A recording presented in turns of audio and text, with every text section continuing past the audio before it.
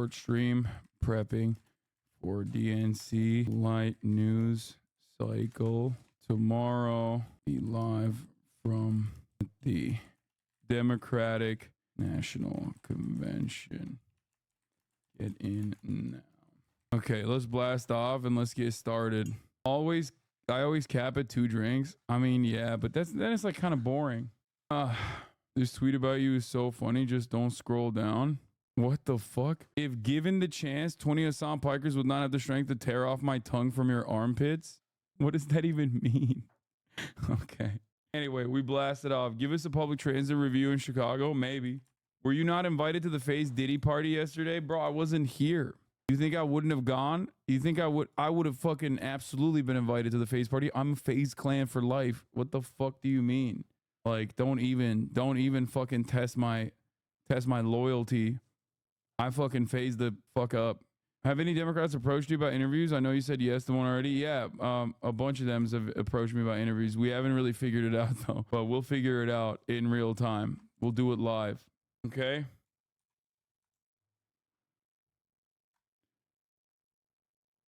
Hasanabi X net? What, like net spend? What? New Republicans are weird thing carrying fake JD Vance semen samples? What? No. Congress people want to schedule. They aren't Twitch streamers. Yeah, well, if it doesn't work, it doesn't work. You know what I mean? That's crazy, dude. MAGA is actually, bro, I feel like they're doing it to bait people at this point. They're doing it to be like, how weird can we get? Like, maybe their goal is to be so unbelievably weird that people don't believe that they're like actually for real. You know what I mean? Because there's no shot. Anyway, here we blast it off. Let the people know I'm live. I'm alive. Are they really all going to be on stream? Yeah, this is my schedule. Yeah, Monday for the people, President Biden, Dr. Jill Biden, Secretary Clinton, Chicago Mayor Johnson. Tuesday, bold vision for America's future, President Obama, Second Gentleman Emhoff, Illinois Governor Pritzker. Yeah, they're all coming on my stream. Just kidding. Wednesday, a fight for our freedoms. Walz is going to be doing the speech. Clinton and Speaker Emerita, Nancy Pelosi, my goat. And then Thursday, for our future, Vice President Harris will accept the nomination. They're also going to be... Yeah, there's going to be a bunch of influencers. Thank you, Themasius, for the playlist. There's going to be a bunch of influencers there, myself included. You already know. Sorry, since when do we call Nancy Emerita? She's Speaker Emerita. She's like that's like an honorary title because she's like the eternal speaker, dude. Put some respect on it. She's the reason why this is a DNC that is actually going to be one that is positive rather than one that is negative. They only will let Bernie speak when he gets fucked by the DNC law. Yeah. Emerita. What hours will you stream at the DNC? Great question. It's the exact same hours. Okay. It is going to be the exact same hours that I stream. There is not going to be anything different in terms of like your consumption of my stream. My goal is obviously to make it virtually identical. Okay, so for example, what time is it in Chicago right now? I don't fucking know. What is it? What time is Chicago time? Is it like 2 hours ahead or some shit? It's 1:40. Okay. I might even start it like a little bit earlier. Okay, it's 1:40. It's the same as Austin. Yeah, Central time. So it's 2 hours ahead. So what I will be planning on doing is like I might actually start it at 10 potentially. I'll let you guys know though. But I'm either going to start it at like 10 a.m. PST, which would be I guess 12 p.m. Central time, or 11 as I normally do. It just entirely depends on what I have to do prep work in the morning. Cause like my goal is basically to get there tomorrow morning, early as fuck, with March and figure out the credential process. My manager's going to be there. Austin's going to be there. March is going to be there. I have my own backpack as well. Obviously I have my backpack. I have my remote desktop set up. My goal is to set up my remote desktop setup smack dab in the fucking press, in the press pool, in the press area. Okay. And then that's my base of operations. That's where I stream the entire day. Hopefully, if I have the internet and everything like that, if there's reliable internet there, if we can do easy in and outs from the press area with the current credentials that we have.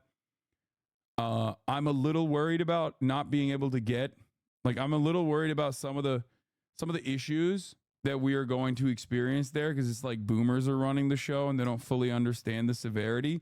If that's the case, though, won't your background be super noisy? That's beautiful that you think. That's beautiful that you think that that's going to be an issue. You forget that this is the noise gate goat, okay? The noise goat. I got the best noise gate in the fucking game. Yeah, I live with Marat, okay? My brother uses power tools on a regular fucking basis in this house, and you don't hear a goddamn peep of it. So, no, it won't be a problem. However, if I can't get access to the press area for some reason, or I can't set up my setup there for some reason, or if my setup doesn't have internet there for some reason, I need you to understand, I will just be streaming from my hotel. My goal is to literally do that and then stream from the hotel. And then after the hotel stream, I will just venture to the DNC with my IRL backpack. Okay? There might be some components. It will obviously still be like a DNC focused stream, but like, you have to remember, I'm still going to be doing my regular ass, like, I am still going to be doing my regular ass stream. So from your experience, okay, from where you're standing, the way that you consume, nothing is going to change. Okay, nothing is going to change. I am also trying to do stuff outside of the convention as well, like Chicago related, if I have any time. But yeah, what the fuck is DNC? The Democratic National Convention. So it's basically a different backdrop with the occasional guest law. Yes. I mean, first of all, I need you guys to understand something. Many of you are probably oblivious to this, or many of you are unfamiliar with how the stream, what the audience expectations are for me. But the reality is, people don't like fucking change at all. I'm willing to bet that I would have a easier time streaming if I just stayed here and didn't go to the DNC at all. And I just streamed the DNC from here and basically just like live broadcasted ABC coverage, NBC coverage, and CNN coverage from the DNC. That's literally what my audience's expectations usually look like.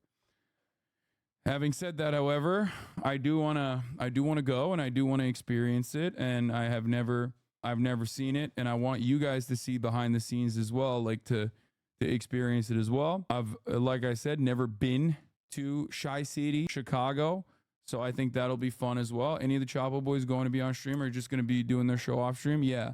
Wondering if the Palestine president will be able to get close to the DNC at all. There's going to be huge security screening around the United Center. Yeah, that's what I've heard. Is this your first DNC? Yes. Are you doing adrenochrome? Yes. Me and Biden, behind closed doors, secretly, are going to be spamming the baby spinal fluid. You already know. If you see me being more vibrant, being more excited, like really riled up, that sort of thing, know that it is a direct consequence of the fresh baby spinal fluid that I will be consuming. You're gonna get some BBQ and a foot massage at the weird ass restaurant? I don't know. Chicago deep dish pizza, that will happen. Kick video today? Probably not. I really want to watch it, but I don't know if I'll have time. Anyway, here's probably the most significant piece of news that I've been avoiding deliberately for the past like week that I have intentionally not wanted to cover because I hate seeing both of my goats fight like this. But here it is. I Show Speed or Kai Cenat? Kai Cenat. Yeah, we think so. Yeah. He's always talking to girls on his stream. Yeah. He's always making jokes. Wait, he knows Ice Spice. Who's the other one? I Show Speed. I Show Speed is just like, arr, arr. Yeah. What is that? That is so brutally accurate. That was phenomenal. He has no wrist. He has absolutely no wrist. Not. Damn.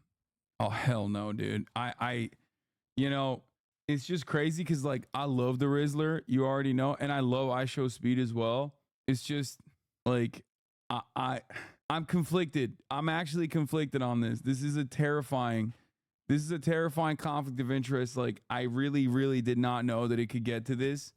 I thought that there was like the Costco Boys coalition with I Show Speed. Like I thought that it was never going to come to this, and now it's like battle lines are being drawn, you know?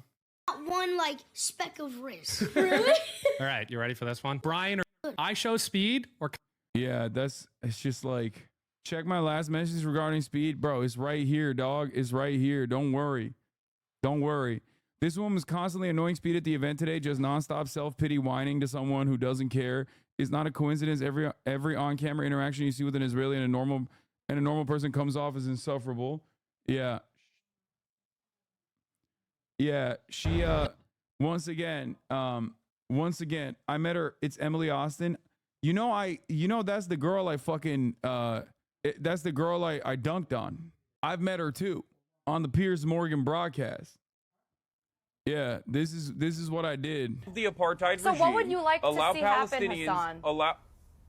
Do you not understand the English language? We're Dissolve delayed. the It's apartheid delayed. regime. Everyone wants to criticize the IDF's response, but nobody wants to tell me what should Israel be doing to retaliate.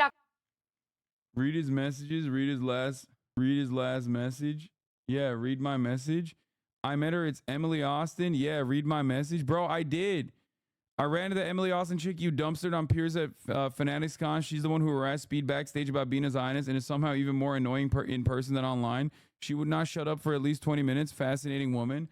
Yeah, it's just like when someone, dude, when someone is like an unconditional dick rider of Israel, something happens to their consciousness where they just always feel the need to be the most annoying person on the planet. Like this is...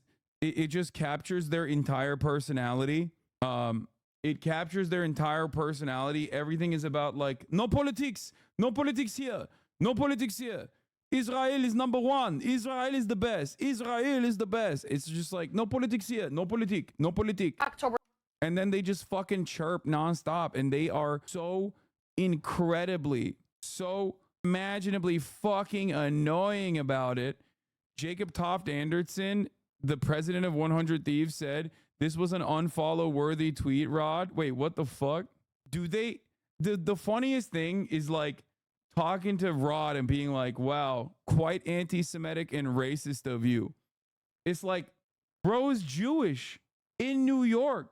It's like arguably, if you're a Jew in New York, you're the most Jewish. Like you're more Jewish than being in Israel. Okay. I'm sorry. It's ridiculous. Like people being like, wow, I can't believe how fucking, I can't believe how anti-Semitic you are. Rod Breslau is a ridiculous fucking thing. Also, contrary to popular belief, it is anti-Semitic to assume that being annoying is a Jewish trait. Okay, this is fucking ridiculous. 7. Eradicate Hamas from preventing what another. the fuck is happening? You're the one who's being anti-Semitic. You're the one who's being anti-Semitic. 100 Thieves president, who I've known for 10 to 15 years, unfollowed me on Twitter because of it. And then he later told me, I forgot you were even Jewish, lol. That's crazy.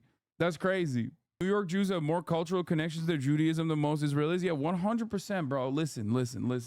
Listen. Until I see something better than fucking the Israeli SNL in terms of comedy coming out of Israel, New York is on top 100%. Okay. Sorry. It's just fucking ridiculous. It's ridiculous. I've seen the comedy that comes out of Israel. Okay. No. I don't know if you saw Hamas rejects ceasefire proposal, citing additional demands by Netanyahu. God damn. Oh man. Okay. We'll take a look at this in a little bit as well. Surely SNL is bottom of the barrel. Bro, SNL is bottom of the barrel until you see the Israeli version and you're like, oh my God, the barrel actually had a hole in it. And there's a literal well underneath the barrel. And we were not even scratching the surface of the bottom of the fucking barrel. Okay. It's incredible. Oh, your cold brew containers keep getting more and more ridiculous. Yeah. I'm just old timey potion guy. Counterpoint Seinfeld. Excuse me. Don't you ever fucking invoke Seinfeld as though it is an Israeli invention. Okay. It was literally carried by Larry David, first of all. And Jerry Seinfeld has never been funny in his entire fucking life. That's number one. Number two, yeah, he's the one who's too busy fucking trying to cut promo for Israel. But like that was always a Larry David operation. Okay? That was always a Larry David operation. House Dems told not to book hotels under their name because of Palestine protesters. That's awesome. House Democrats are being advised not to book hotels under their own names or engage with protesters if confronted. According to sources and docs obtained by Axios, one senior House Dem says law enforcement is telling members they expect violence. They expect violence? Oh, shut the fuck up. Anyway, my dude, The Daily Show is now the litmus for liberal. I live in Chicago. There's two main designated parks of protest. Unit Park 3 blocks from the DNC and Park 578, 1 block from the DNC, as well as a protest march between the two. Nice. When they say expect violence, they mean like the Chicago Police Department is going to beat the shit out of like every anti-genocide protester who dare say things like our unconditional loyalty and endless billions of dollars to an apartheid regime doing genocide is bad, you know? But yeah, are you going to flick the bean? I'm going to lick the bean. But overall, like I said, I am excited to see what happens in terms of the DNC. But we'll figure it out. I think that it's going to be important to see like how they react, how they respond, like what they do in general in terms of like the Gaza situation, which is not fucking going out. Okay, it's not going away. Will protesters or police be the problem of the DNC? Groups range from climate activists to a pro-Palestinian organization banned in Israel and Germany. Arab Americans say law enforcement in Chicago has targeted them for years. Yeah, it's going to be fucking heated. I'll be there too. Also, one thing to consider, of course, is that the Chicago mayor... Hi, good morning. The Chicago mayor has called Israel genocidal. If you recall, he was one of the first to do so. And they literally had like a messaging thing, which JB Pritzker actually kind of came out against, which made me sad. But what are you going to do? Ahead of the DNC, where pro-Palestinian groups are expected to protest in the thousands, Chicago Mayor Brandon Johnson tells Mother Jones the war in Gaza is a genocide. What's happening right now is not only egregious, but also it is genocidal. So just remember that. Let's go, Brandon, baby. Yeah, Chicago called for a ceasefire in Gaza as one of the first major cities in the United States of America to do so. American Airlines have canceled flights to and from Israel until 2025. Wait, what the fuck? Oh shit, dude. Are you staying for all 4 days? Yes, I am. I will be. I mean, it's a major destination. It's kind of crazy that American Airlines just straight up fucking said no more flights to and from Israel. That's wild. Anyway, what else was I going to talk about? All right, we got the Jizz Cups. Are you going to be able to live stream from the DNC floor? Or is it only press areas? I'm going to try to do all of it, chat. I'm going to try to do all of it. I'm going to try to be fucking all up and down. I'm going to try to be all up and down the floor everywhere, okay? Inside of the DNC, outside of the DNC, you already know. I am going to Hamas City, exactly. Remember, Chicago voted for Hamas. The most pro-Hamas city in the fucking nation. All right? Oh, this is a fire Trump line, by the way. I love this one. Called it wrong. She's called it wrong now for about 8 years. But she said one thing that got me. She said Kamala has one big advantage. She's a very beautiful woman. She's a beautiful woman. Hi. So I decided to go back and reread the please. clause. I'm not saying he's, but I say that I am much better looking than her. I think I'm a better looking person than Kamala. He's doing that shit again where he's just being Delulu. I'm sorry, dude. You can't fucking say that. It's just like, it's like another one of those things that's like objectively untrue. Anyway, meanwhile, while that's happening, Harris and Walz are kicking off the bus tour rally in PA. They are literally going to be doing rallies while the DNC is going on, by the way. They are not stopping. They got 80 fucking days. They got like 79 days remaining. Let's take a look at... We bonded almost immediately, but actually do we have a link that has the fucking do we have a link that has the captions? Is there a caption link?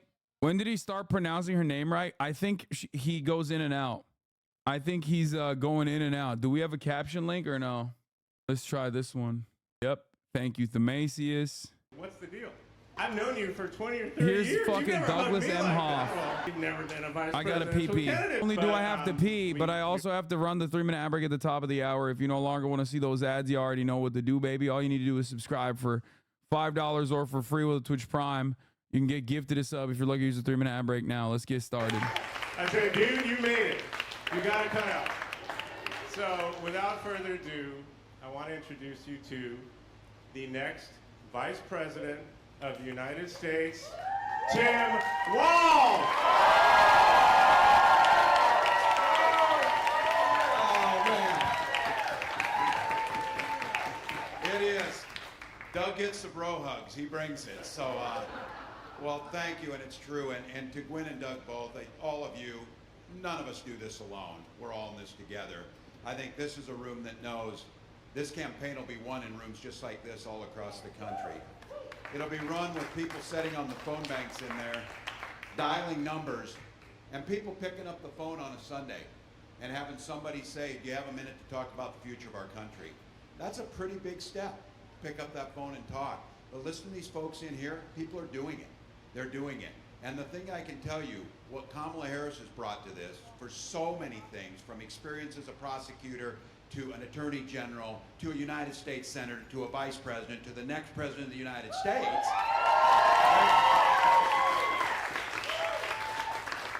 There's that resume, which is out without question.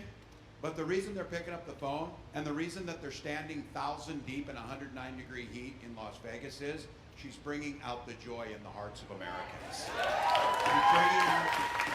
She's bringing out the kindness that ties us together, the decency, the vision of a better tomorrow. And each of these volunteers and the people who put it on, they all said it. They said it is so much better to be for something rather than against something. That's what people know. And some of us who have less hair and are old enough, can remember when you could go to Thanksgiving, watch a Steelers game with your relatives, and not complain about politics the whole time. Not be on each other's neck. Because you shared a commitment to democracy, a commitment to personal freedom, a commitment to public education, a commitment to infrastructure. Commitment to dudes rocking too. We don't call each other names. We don't do it. And we don't use the least fortunate amongst us as punchlines for our jokes because they're our neighbors. They're our neighbors.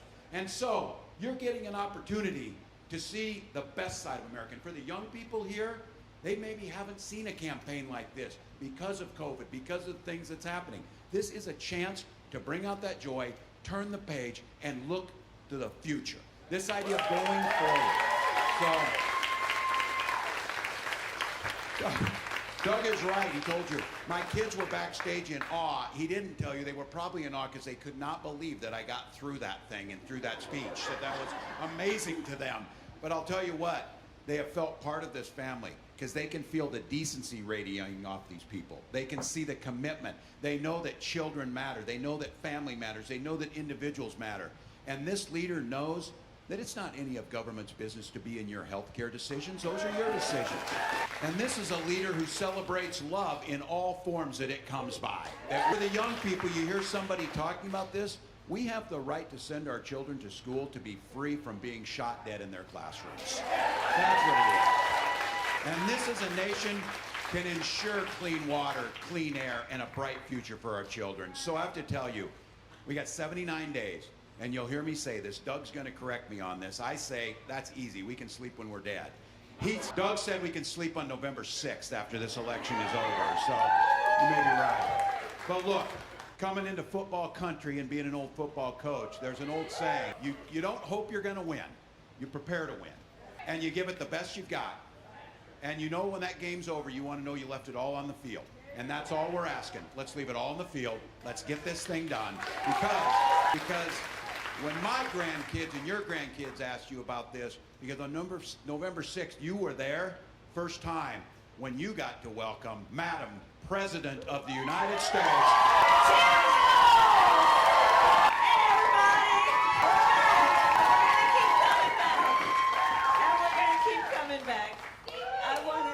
I want to thank everybody. I want to start with Tim Walz. Isn't he fantastic? I like to call him Coach Walz. And, you could tell when she says, "Isn't he fantastic?" She being so real. She's being so fucking real. Like, that's not fake. That's not fake enthusiasm. I mean, you know, there's something, I don't know, my first grade teacher, Mrs. Does she recognize that she's being outshined by Tim Walz? Who gives a shit? She wants to win, dude. Anyone who decides to become a teacher, This is like one of those few instances, as I've said, where like her being a generic Democrat and an empty vassal for whatever works. An empty vassal for whatever like will get her across the finish line is unironically a good thing. Most Democrats at the top of the ticket would have been worried about being outshined by the VP. Historically, that's the reason why they most people just like choose shitty VPs. I want to just for a moment mention my friend Bob Casey. You have got to send him back to the United States Senate. Vessel, not vassal. Sorry. That I was in the United States Senate and worked with Bob, I'm going to tell you something. You know, we would have these meetings where all of the Democratic senators would get together for lunch. No cameras in the room. Bob, almost every time, was one of the ones who would stand up in that room with all the other senators from around the country, talking about the working people of Pennsylvania and why we needed to have you in our mind when we were thinking about national policy every single day. That's who Bob Casey is. Let's send him back to the United States Senate. Chris DeLuzio, we want to thank you. What he is doing in the halls of Congress again. I mean, you sent some fighters to D.C., Pennsylvania. You sent some fighters to D.C. Your next Attorney General, DePasquale, where are you? I've done that work. I know what it requires, and you're going to be outstanding. So you've got a lot of work, Pennsylvania, on your shoulders right now that you're carrying, and you who are here volunteering to do this work. And we're going to get it done. And Malcolm Kenyatta knows exactly what I'm talking about. I see him almost every time I come into the state. So I want to just address you all right now as the volunteers. You know, Tim said it. This campaign for us is really born out of love of country. We all here, we love our country. And we know our country is going to be as strong as our willingness to fight for it. And to fight for what we stand for. You know, when you know what you stand for, you know what to fight for. When you stand for working people, you fight for working people. When you stand for freedom, whether it be to make decisions about your own body or love who you love, you fight for those things. When you believe in ending child poverty, you fight for that. If Kamala doesn't get another plus 3% bump from the DNC in every swing state, it's so over. It's not an unfair estimation. And these, therefore, are the things we fight for. And that's what our election is about. Our election You miss Joe a little? Yeah, me too, man. You don't know what you got till it's gone. You want a guy who is a carcass, actually. Until he's gone and you're like, fuck, where's my carcass? As a democracy, we know there's a duality to the nature of democracy. On the one hand, incredible strength when it is intact. What it does for its people to protect and defend their rights, their liberty, and their freedom. Incredibly strong and incredibly fragile. It is only as strong as our willingness to fight for it. And that's what this campaign is about. This campaign is about recognition. You never know the last time you will see somebody, like you never know the last time you will pick up your child. That's crazy. That has taken place, I think, which is to suggest that the measure of the strength of a leader is based on who you beat down, when what we know is the real and true measure of the strength of a leader is based on who you lift up. Yo, off script. When she goes off script, she does the rambling stuff a lot. She's back to her old ways. Lord forgive me. She's doing the we must not look backwards. We must have the strength to start revitalizing the effort to look forwards in a meaningful fashion type shit. What we are about. We know what we stand for. And one of the beautiful things about these next 79 days is she's back. She's unburdened. She's unburdened by what has been and burdened by what is to become. I can see it. I see it. All as volunteers, what you know, and we're going to spread the word, is how you can look at the face of a perfect stranger and see in their face a neighbor. That we see in each other our connection our interdependence, what we see in each other, which fortifies and reinforces that the vast majority of us have so much more in common than what separates us. That's what this campaign is about. Yes, it is about winning, and we will win. And we will win. God willing. And through these next 79 days, we will continue to build community, build coalitions, and remind each other we are all in this together. So I thank you all so very much for what you are doing. Now let's get back to work, shall we?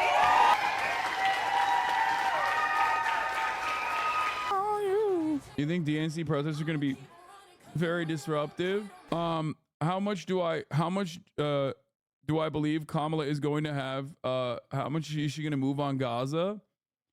I think right now, as it seems, considering that there are, in air quotes, ceasefire negotiations that are ongoing, which, by the way, seemingly are not very productive. Okay. So far, not so good. In the first 2 days, there was actually, in the first 2 days of the ceasefire negotiations, there was actually some momentum leading up to the ceasefire convos. America said that they got Israel to basically align on key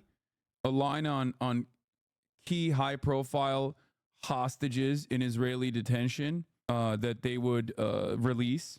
That seemed like a good thing. Hamas and Hamas officials said that they were not going to participate in the ceasefire conversations, which of course wasn't like entirely correct. They were just doing shuttle diplomacy. Like they were talking through intermediaries as they've done before. Israel's goals for the ceasefire negotiations have basically been to reiterate that, you know, it's not a real ceasefire and that they get to fucking blow Gaza to smithereens after they extract all the hostages, which obviously is not a tenable position. And all the while Israel is supposedly having these ceasefire negotiations, breaking news from this morning, 24 people are now being reported to have been killed in the Israeli airstrike overnight in Gaza, including a mother with her 6 children. That 24 people are now reported to have been killed in that Israeli airstrike overnight in Gaza, including, of course, the mother with her 6 children. There have been several airstrikes across Gaza conducted by Israel and throughout the day yesterday, including in southern Lebanon, of course. But the latest figure from that particular airstrike in Gaza, multiple airstrikes in Gaza, 24 people killed, and among them a mother and her 6 children. Great stuff. Great stuff overall. Moeen Rabbani has a thread on the ceasefire conversations, but the latest is that Hamas rejected the latest hostage ceasefire deal, and we have some interviews with them as well, which I will take a look at. Hold on. So Hamas commenting on the last round of negotiations in Doha. We dealt responsibly with the efforts of the mediators and welcomed the declaration of the UN Security Council resolution. We asked for a plan to be presented in anticipation of Netanyahu's procrastination and obstacles, and we were assured that he was continuing to put it forward to thwart the mediators' efforts. The new proposal is consistent with Netanyahu's conditions, such as his rejection of the permanent ceasefire and a comprehensive withdrawal from the Gaza Strip, which prevents the completion of the exchange deal. We hold Netanyahu fully responsible for thwarting the mediators' efforts and for the lives of his prisoners who are exposed to the same danger that our people are exposed to. So when people say, oh, Hamas is like negotiating at the table, or Hamas is not showing up and they're rejecting the bridging proposals, it is specifically because Israel is refusing to meet the earlier conditions that the UN voted on, the earlier conditions that Biden presented, the earlier conditions that Hamas actually presented in late February and agreed to once. So you have to remember that, because that is the, like, there is always a little bit of fast and loose. There's always a little bit of a double speak in terms of like how these conversations are being handled, and it is completely ridiculous. It is not a real ceasefire proposal if Israel refuses to agree to the terms that the United States has actually put forward in terms of having it be a phase 1 ceasefire, moving on to a phase 2 where there's a permanent cessation of hostilities and then reconstruction. Okay?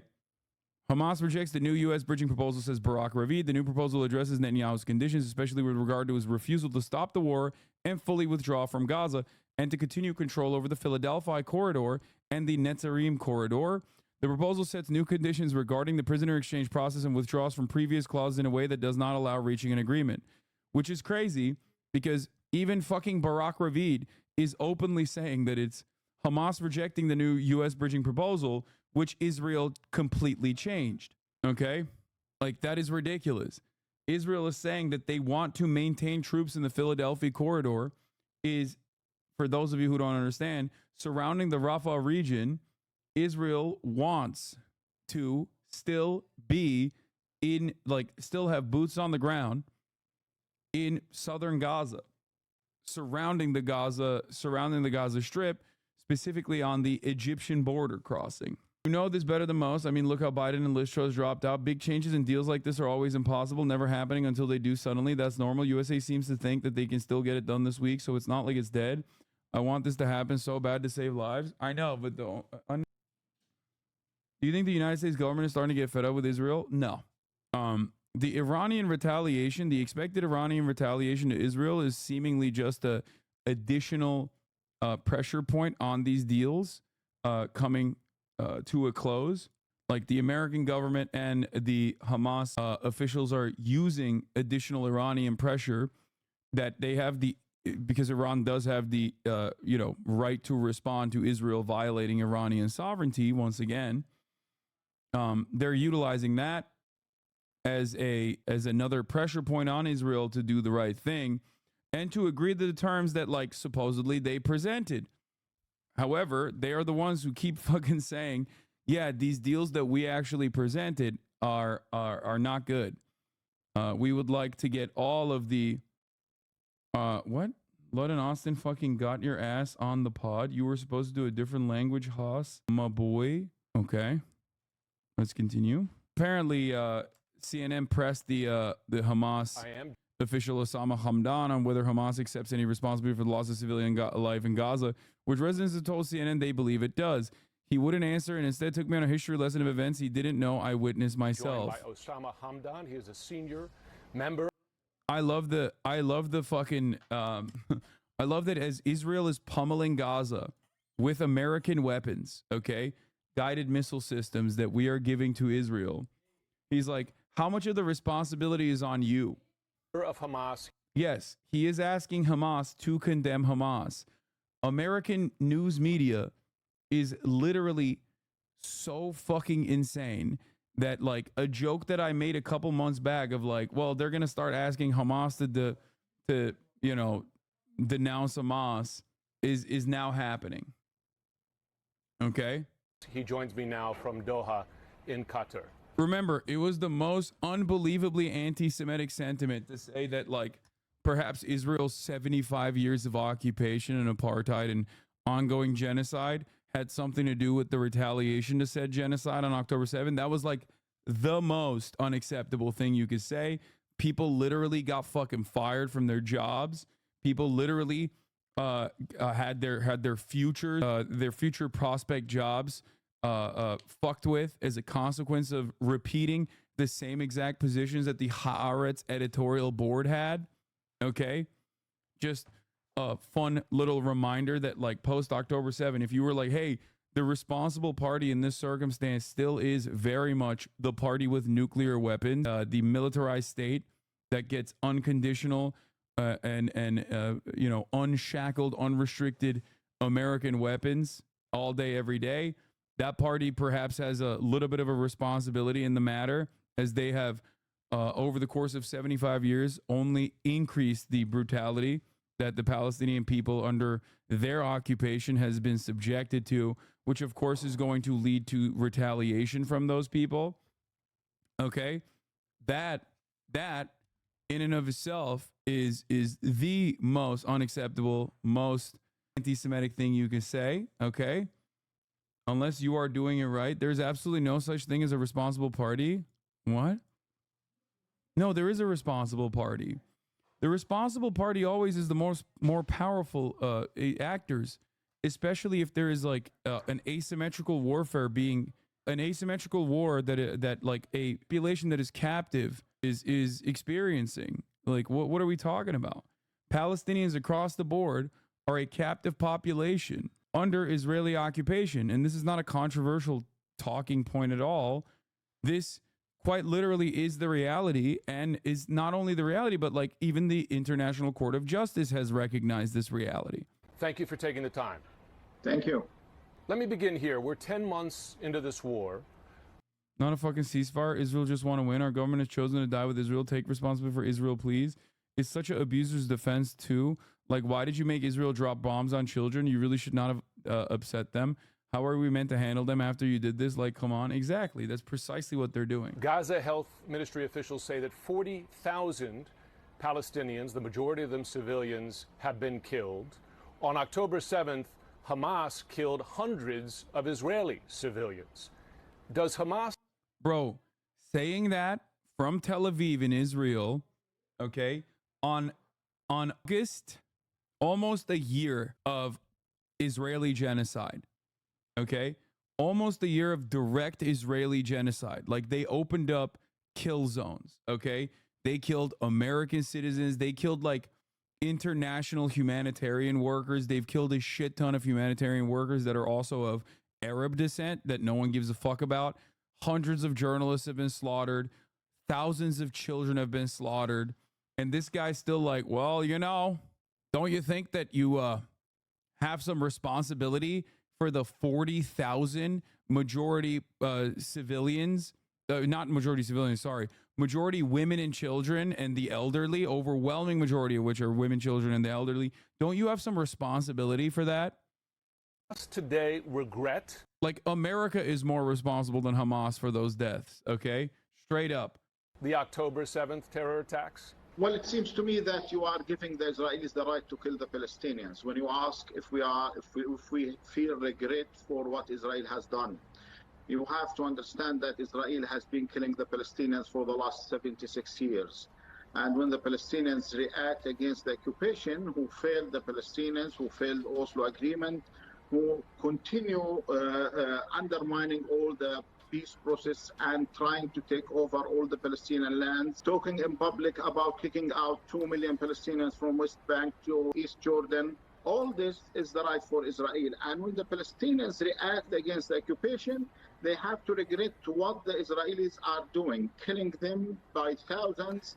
Mr. Hamdan, if the Palestinians were the I've been coming to this part of the world for more than 20 years, and I have personally covered terror attacks by Hamas that killed Israeli civilians more than 20 years. So I'm asking... Bro, once again, you've been covering this region for more than 20 years. You're literally in Tel Aviv. It kind of seems like you have a little bit of a bias here, because for the past 20 years, if you're only talking about like Israeli citizens that have died by Palestinian hands or whatever, and not the fucking Palestinians that are being ruthlessly slaughtered in the hands of Israel, like, the numbers on the board do not fucking add up. Okay? That is crazy. Brother, Israel kills their own fucking civilians and their own hostages. So far, Israel is responsible for more of the hostages dying, both on their way out of the Gaza envelope into the Gaza Strip and also directly in the Gaza Strip, than Hamas has killed Israeli hostages. So what the fuck are we talking about here? You this. There is no defensible position here. This guy is just trying to literally like debate lord this dude, a Hamas official, to be like, hey, yeah, I'm doing my fucking job. My job is to offer only contentious interviews to the envoys of the Palestinian side. That's disingenuous. Nothing I said is disingenuous. Everything I said is 100% correct. The only reason why you would consider that to be disingenuous is if you are completely oblivious to the reality. Okay? There have been reports. They are captured. Exactly. They are captured. Okay? They are captured by Palestinian resistance forces.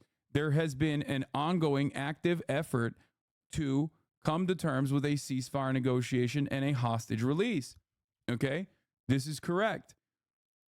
That doesn't change the calculation that I just brought forward. Okay? Israel has absolutely killed more of the Israeli hostages than they have saved. Israel has killed more of the Israeli hostages than Hamas has killed Israeli hostages. Okay? That is absolutely the truth. You can't say that this is disingenuous. It is just the fucking truth. Okay? That's it. This is before we even get to the calculation behind how many Palestinians have been detained falsely. If they weren't captured, would they be dead? Okay. You do realize that this exact same principle stands for all of the Palestinians. I don't think you understand.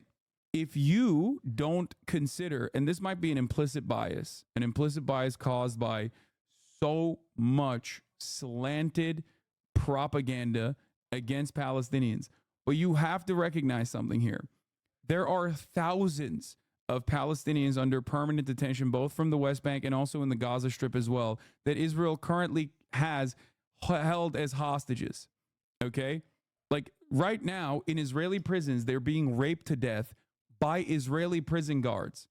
That is literally a thing that is happening currently. Okay? Every single thing that Israel has said Hamas is probably going to do to the Israeli hostages, Israel is literally done. Okay? Israel has straight up done. Human shields, Israel used Palestinians to send them down into fucking tunnel systems and whatnot, dressed up in IDF gear. Okay?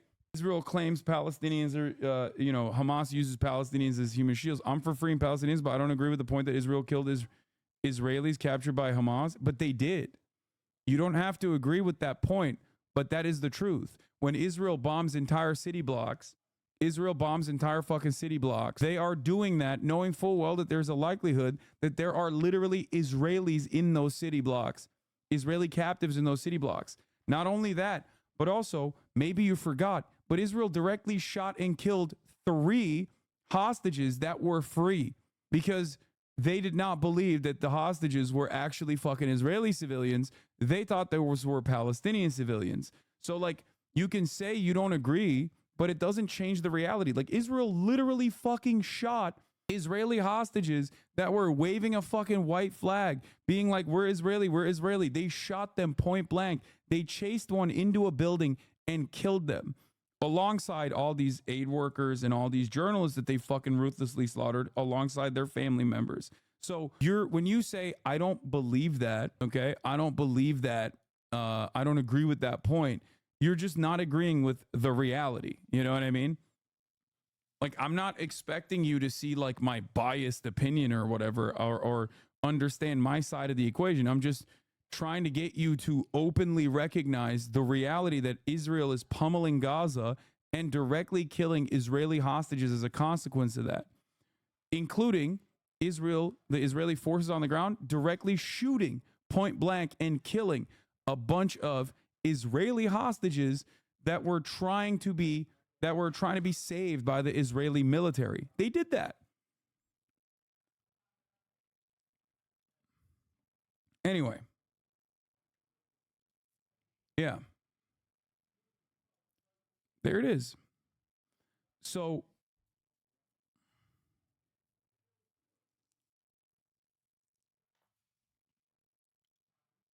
they also, this isn't like fake news or whatever. They've openly admitted that.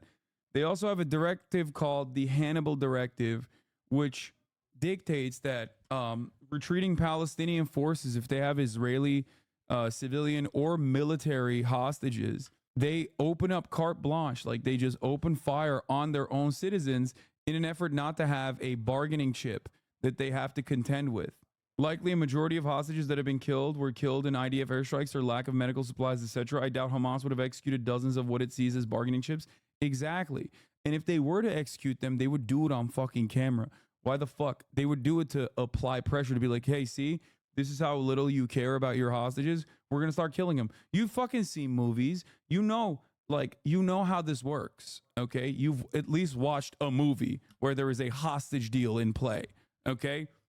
Like, nobody fucking takes the time out. Nobody takes the time out to, conduct a military operation and put so many lives at risk if they're not going to use those the hostages that they took as a bargaining chip to get Israel to meet their demands.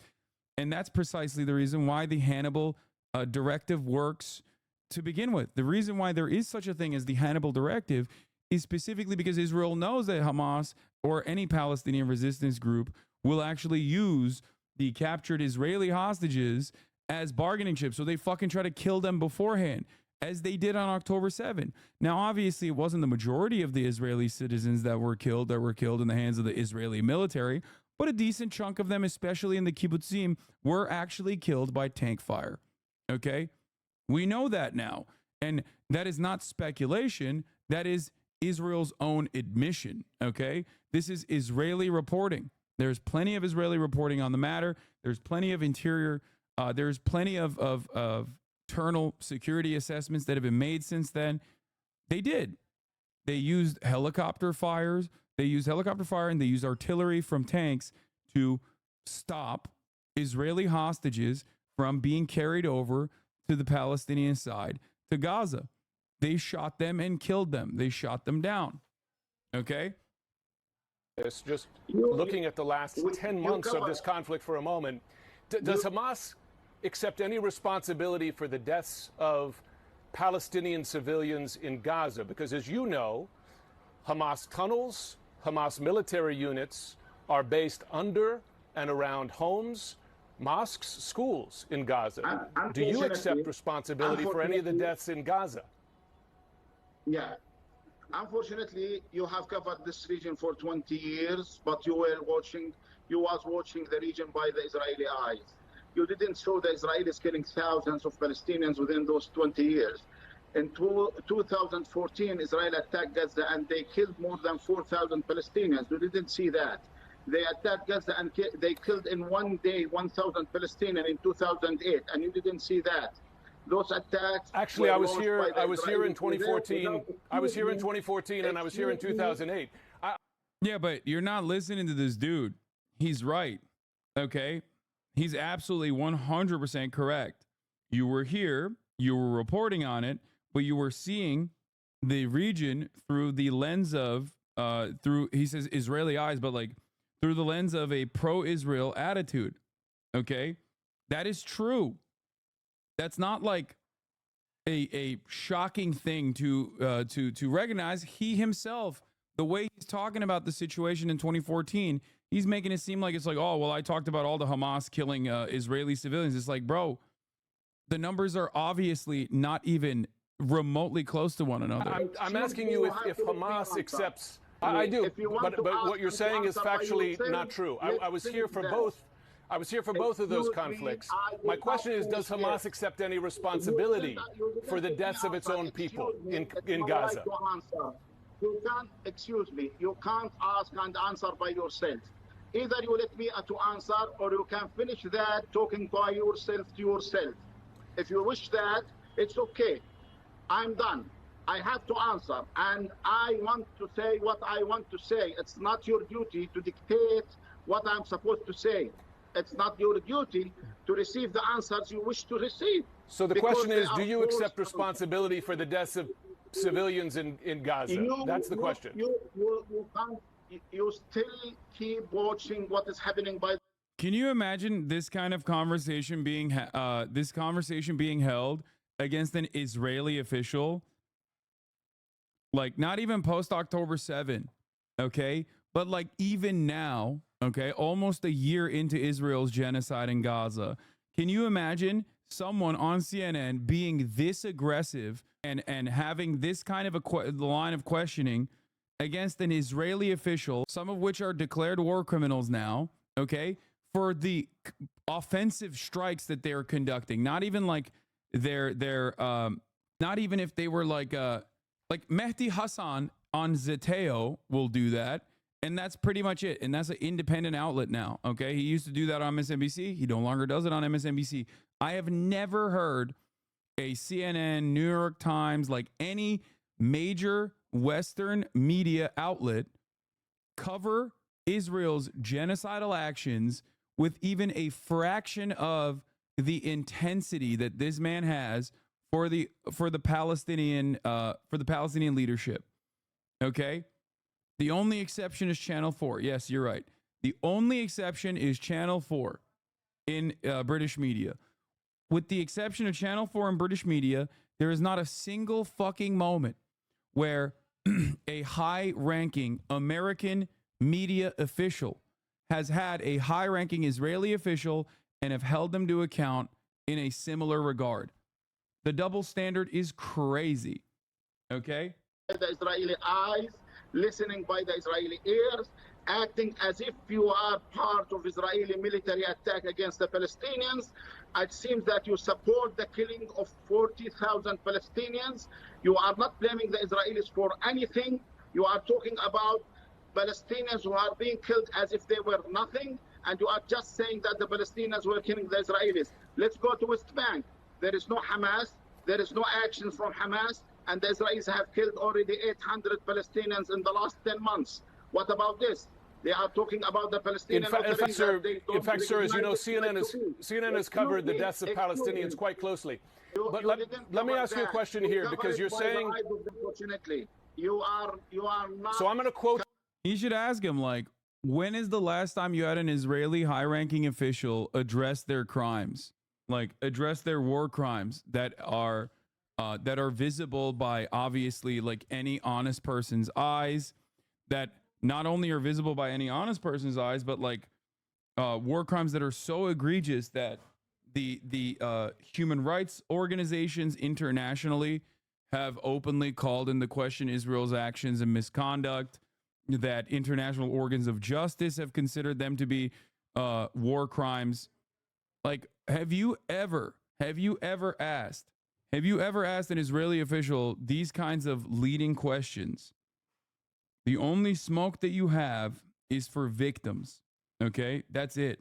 The only smoke you have is for victims who dare say enough is enough. We're not letting this slide any longer. That's it. That's it. They have this kind of attitude only towards victims of a genocide. Okay? And those who dare resist genocide. Never to those conducting it. I'm going to quote you right now. I'm going to quote you right now, a Palestinian in Gaza. We are talking about 16,000 children who are being killed by the Israelis, and you are asking if the resistance is responsible. I'm very aware of the civilian toll in Gaza. Excuse me, you are not listening, and you are not allowing me to answer. You don't want to listen to. When have we ever seen proof of Hamas hiding behind civilians in the most densely populated place on earth? There is none. Hamas hiding behind civilians in the most densely slammed, like, open air prison is like even more of a ridiculous assessment to make than like Israel having fucking IDF headquarters next to a goddamn mall in Tel Aviv. You know what I mean? Like, Israel does the exact same shit, if not significantly worse shit overall, and it doesn't really matter. Okay? It doesn't really fucking matter. There is a reason why there is a reason why everybody understands, every honest person understands that the way to deal with Hamas is not through warfare. And this is a reality that even like Defense Minister Yoav Gallant has openly recognized at this point. Okay? That dealing with Hamas has to be a political deal, not a military deal, because everyone is a part of the Palestinian resistance, because your enemies are the entirety of the Palestinian population. You can't parse through comb through the entire Palestinian population and be like, who has allegiances to the fucking interior ministries? Who has allegiances to the civilian population? When you consider all matter of the civilian population and the civil governance division of Hamas to also still very much be a part of the military, and you keep killing all these children and claiming that they're fucking Hamas. That's it. Israel does not consider Palestinian civilians to be civilians at all. They see them as either collateral damage or pesky little fucking victims that get in the way of them conducting their ethnic cleansing campaign that then the media covers every now and then, and it frustrates Israel that the media is even offering any sort of coverage whatsoever. That's why they fucking say, that's why they turn around and say stuff like, oh, well, you know, Pallywood, they're faking their deaths, or they're telegenically dead children. Words that, you know, Benjamin Netanyahu has literally used. To the facts. You just want to listen to yourself. It's okay. That's enough. It's fine. No, I'm going to quote you now. I'm going to quote you now, a Palestinian from Gaza. You want just to hear to yourself. You just want to listen to yourself and to the Israelis. If you are aware and worried for the reaction of the Israelis, don't talk to Hamas. Thank you very much. The Israelis have killed us. And in fact, we've invited you on the air to ask you questions. No, you didn't invite him on air to ask him questions. Those are not questions you're asking. There's a genocide going on. It's like fucking literally having like a leader of a Warsaw Ghetto Uprising resistance group, having them on and being like, how much of the responsibility of the ethnic cleansing operations that the Nazis are engaging with, how much of that responsibility falls on your shoulders for resisting against an active occupation and genocide? Okay? It's no different than that. It is straight up no different than that, dude. Literally. And they're obviously in the beginning, in October, because of the unimaginable amount of like uninitiated people in the Western world, especially in the United States of America, making a comparison such as that one, even though it is an apt comparison, is a perfectly valid comparison to make, was met with like shock. People were like, I can't believe you're making these comparisons, but it is the reality. Okay? No. In a responsible position for the killings of the Palestinians. You are supporting the killings of the Palestinians. I'm sorry to hear that from the CIA. And it's now after, 11 months after, or 10 months, it's now gotten to a point where people do recognize that. People do fucking recognize that, like, the situation is like slanted in the favor of one side over the other, where like there is no humanity ever recognized of the victims of this apartheid or Israel's genocidal operations. Here's another conversation. Hamas spokesperson in Lebanon tells Sky the U.S. president is just trying to keep everyone sounding positive in the media. Is just trying to give a positive impression. But the first round came with no improvements. The mediators told us the points we disagree on haven't been solved, and Netanyahu has added yet more conditions and made it even more complicated. Israel keeps on saying that it's Hamas who is objecting to certain key things in the peace deal that's been drawn up, that it's Hamas who is adding conditions. Given that you're not at the talks, I mean, they seem to have a better grasp of what's going on, perhaps. No one believes Netanyahu. Hamas accepted Biden's previous proposal and the UN. There's a part of me that doesn't understand why Hamas would strike at all when they know Israel has all the power to wipe them out. But I do understand also that's okay, great question. Okay. I think that's a genuine question. I'll answer it. When you push people into a corner and you show them that you do not recognize them as human beings, and they see that there's no other option but to fight themselves out of that corner, they will do desperate things. Okay? October 7 is an act of retaliation born out of desperation.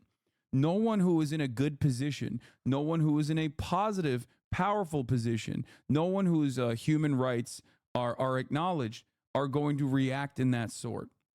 This is why I always say, since October 7, that the standard of violence is set by the colonial force. The standard of violence is set by the occupation, always. Okay? That is precisely why the resistance tactics have changed over the course of 76 years. Do you understand? Like, originally, the first Intifada was a civil rebellion, right? The Palestinian population in the first Intifada were mostly children throwing rocks at Israeli tanks and shit, doing mass strikes, work stoppages, and the like. And they were met with unimaginable retaliation from the much more powerful Israeli military. There was a standard practice of breaking kids' hands in an effort to stop them from ever throwing a rock ever again. This is precisely what they did. They killed a bunch of people. Okay? there's not really any assurances from the Israeli side that they will recognize the dignity and humanity of the Palestinians and only have increased the stress, increased the violence, increased the bloodshed that the Palestinians have met over the course of the past 76 years now. Okay? So for them, it's like, what are they supposed to do? What are you supposed to do? If you could ever close your eyes and imagine that you're in a situation where, like, the most powerful country on the planet, okay, the most powerful country on the planet is backing this massive nuclear-powered state, and they're just murdering people left and right. They don't see you as a human being. They openly say that they don't see you as a human being. Their actions represent that they don't see you as a human being. They blow up your schools. They blow up your family members. They orphan you. And at the end, you're like, I can't even leave. You know, I can't even go anywhere because I'm stuck in Gaza. What am I supposed to do? What would you do? You know?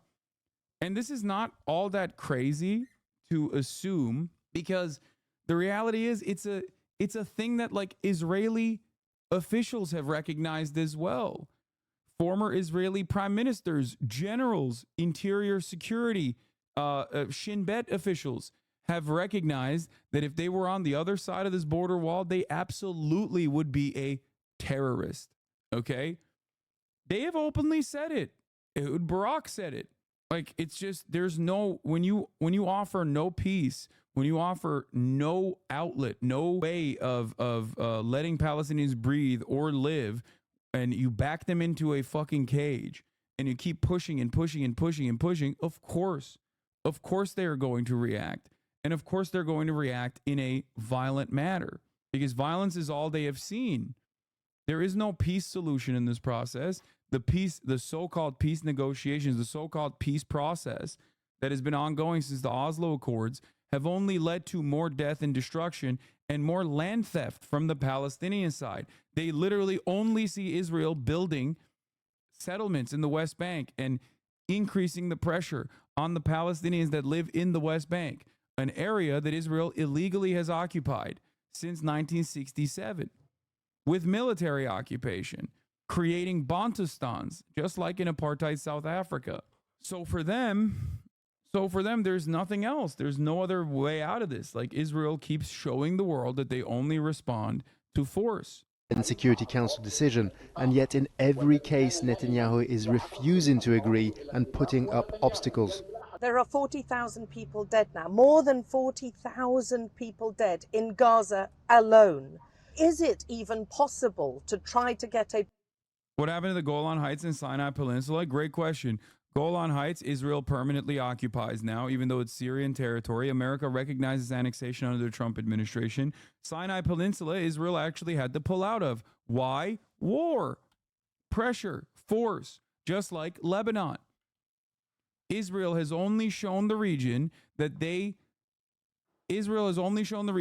will only draw back their fucking national boundaries if the enemies of Israel show Israel that they are willing to respond to them in kind. Okay? That's it. The only time that Israel ever fucking draws back land is when they are met with force. Okay? Pause, at least in the fighting, to give people some respite. Hamas has done everything to reach a deal to stop this war, but it's Israel who's carrying it on, who's insisting on committing crimes, and the Americans are supporting them whilst the world just watches it all. We don't want the war to stop only temporarily and on Israeli terms, so they take back their hostages and then just carry on. Yeah, America has to be a pressure point on Israel. If there isn't any pressure point from the United States of America, Israel has shown that they will never, like, either they have to incur significant troop casualties and then there's like internal pressure from the Israeli civilian population to stop these fucking war efforts because their economy is tanking or whatever. But ultimately, the only time Israel ever draws back is if the United States of America tells them to do so, or if regional actors actually fucking stress them enough with violent resistance that they are forced to reckon with that violence resistance and find a different, more peaceable negotiation in the path forward. On committing massacres afterwards. We want a permanent ceasefire because that's what benefits our people most, And it's our people who are telling us not to accept a deal without a permanent ceasefire. There it is. Moin Rabbani, I've been making the argument that the ongoing negotiations for a Gaza ceasefire are a diversionary U.S.-Israeli charade and shouldn't be taken seriously. Initially, their primary purpose was to serve as a fig leaf for Israel to continue with this genocidal campaign in the Gaza Strip. In other words, their purpose is process, and their objective has therefore been to avoid reaching a ceasefire agreement rather than concluding one. An Oslo process for genocide, if you will. Just as Oslo served as the essential fig leaf enabling Israel to intensify settlement expansion and annexationist policies, which is precisely what it did through the supposed peace negotiations. While Washington ran interference for Israel with a peace process designed to go nowhere, so with these ceasefire negotiations that commenced many months ago. For those who may not recall the 90s, Washington typically rebuffed international criticism of Israeli policy with the argument that its peace process would resolve that matter at hand.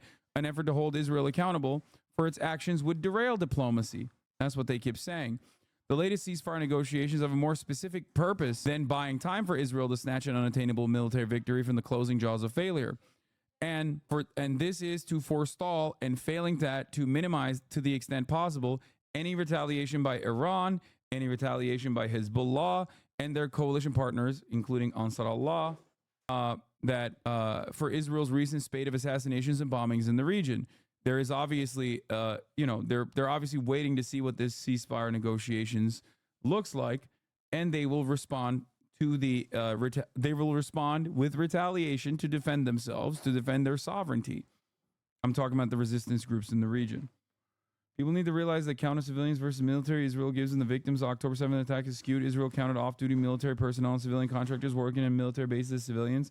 Also, Hamas had a better ratio of military versus civvies than the other groups and gangs that came over. Those third-ish parties killed a higher percentage of civilians than Hamas. Yes, it ultimately still doesn't matter, though, because even if it was all in the hands of Hamas, October 7th, entirely, their civilian to enemy combatant casualty percentages are infinitely better than what Israel has done in Gaza since October 7th. Okay? So it doesn't even fucking matter. Washington's position is that neither Iran nor Lebanon nor indeed any other state in the region has a right to defend itself against Israeli attack or any right to respond to an Israeli attack. Pursuant to the rules-based international order, Israel, by contrast, has not only a right to be protected from retaliation or any other repercussion resulting from its actions, but also has the right to respond as it sees fit to any reprisals provoked by its actions. This is literally the case. This is only the case. Israel and the United States of America has not moved away from this position even an inch since October 7th and even before October 7th. Israel has a right to retaliate. You do not have a right to retaliate back if your sovereignty is violated. If you do, we will defend Israel, and then we will also defend whatever Israel does next afterwards. As I've noted previously, perhaps the only consistent U.S. position since October 7th has been its opposition to regional escalation beyond Israel and the occupied Palestinian territories. Washington's problem is that it has consistently declined to use either its influence or power to prevent such escalation, and when it has, this has been ineffective. There have only been two exceptions thus far. In early October, Israel was reportedly on the verge of launching a massive attack against Lebanon to strike a blow against the Hezbollah movement. U.S. President Joe Biden, recognizing Israel would be biting off far more than it was in a position to chew, counseled Prime Minister Benjamin Netanyahu against doing so, and the latter immediately called it off. It only took one phone call. That's what's adding insult to the injury. Is that the American solution to this problem is one fucking singular phone call. That's what is like so mind-boggling to me, at least as an understander of Israeli history and prior actions taken by Israel and America's commitment to Israeli security, is that this is something that can end with one fucking phone call. Okay? That's it. Which means that America looks at what Israel is doing and says, hey, you know, we can keep it going. We can keep it going. We can keep it going for as long as we can. About a month later, a series of powerful U.S. air raids against militias in Iraq that had been firing increasingly lethal drones and missiles at Israel, as well as U.S. bases in Iraq, Syria, and Jordan, led these groups to announce a cessation of attacks against U.S. facilities. Their attacks against Israel, however, continued, and they have more recently also resumed shelling U.S. forces. By contrast, Operation Prosperity Guardian, which is, of course, protecting your the Israeli Amazon shipments, was a massive failure, by the way. failed to avoid the top of the hour ad break, which you can still avoid by subscribing with an Amazon Prime account connected to your Twitch account for free. You know, it's like a phone call, basically. It's as easy as a phone call. You could just subscribe for $6 or get a free Twitch Prime subscription and use it here on your favorite broadcaster. This way you won't see the 3-minute ad break at the top of the hour. Here it is. Anyway, they tried to deter Ansar Allah, also known as the Houthis, from attacking ships seeking to enter the Red Sea, and it's been an abject failure. The attacks have continued. Shipping continues to avoid Suez Canal, and the Israeli port of Eilat recently declared bankruptcy. The deployment of 2 U.S. aircraft carriers into the eastern Mediterranean in October to deter Hezbollah from maintaining a support front in southern Lebanon has failed to make an impression on the Lebanese movement.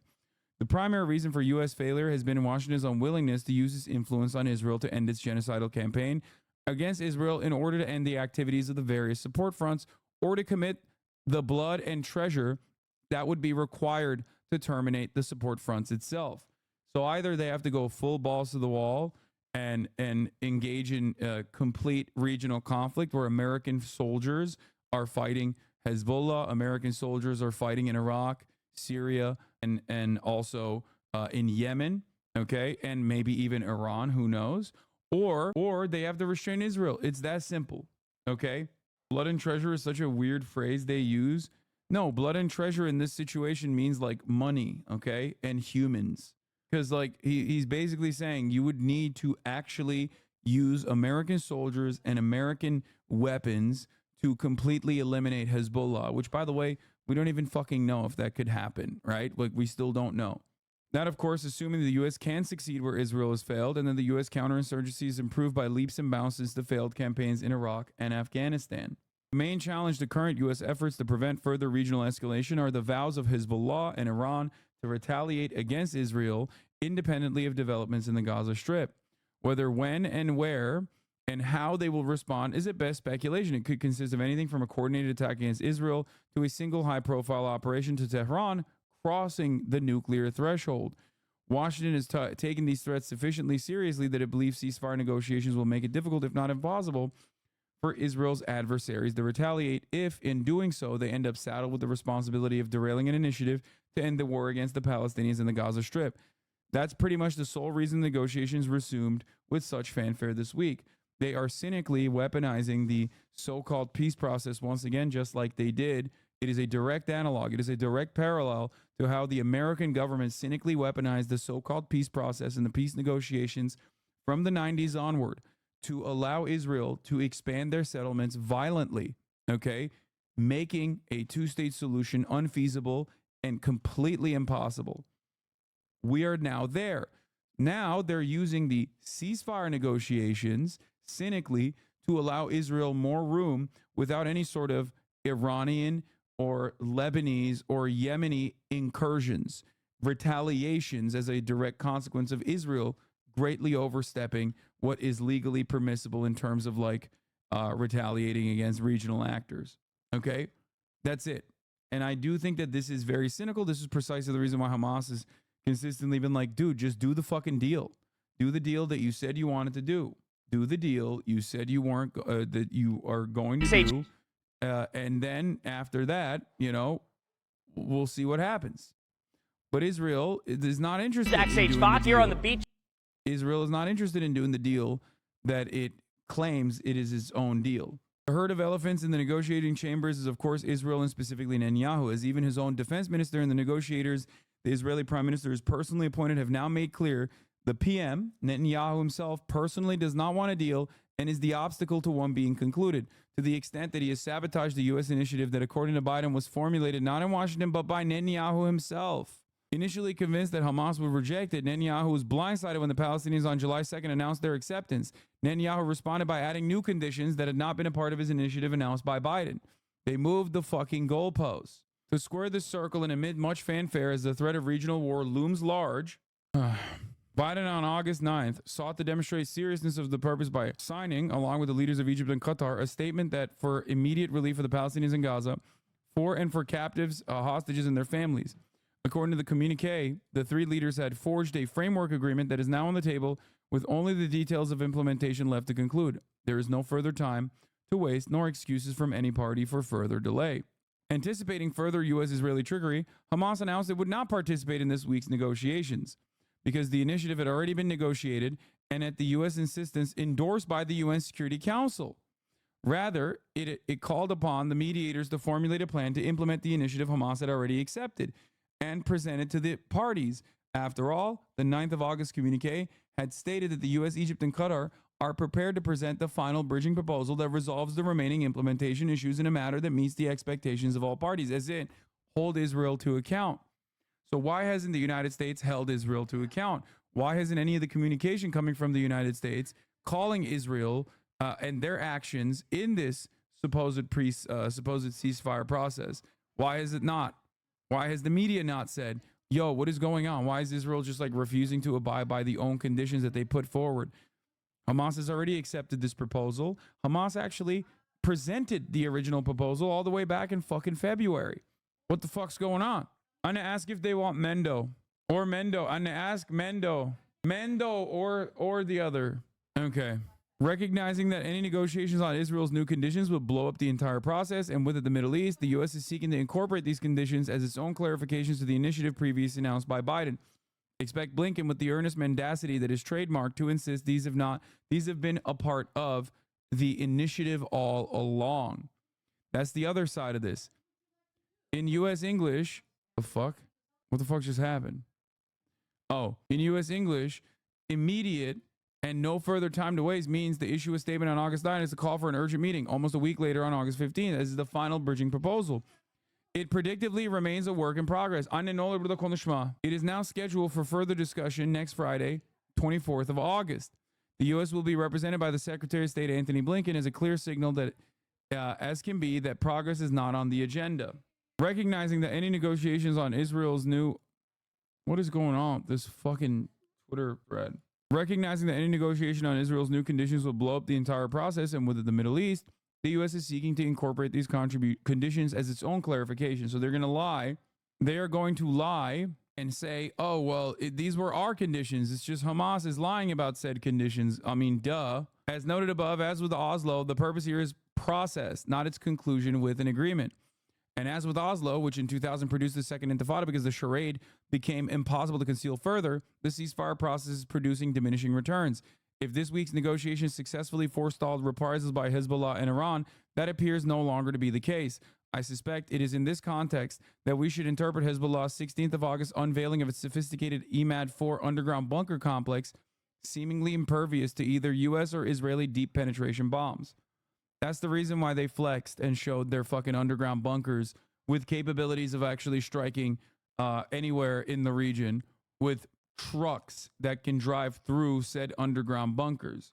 That was basically brandishing, saying like, we have these guns that you were completely oblivious to, and we will use them if you don't fucking do the peace process.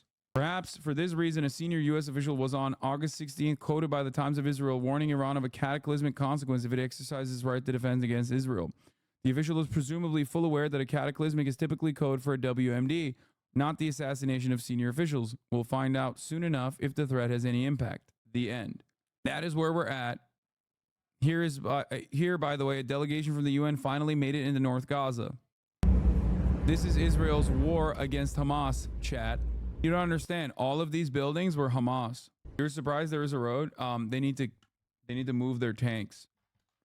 That's why the roads, like the dirt roads, exist.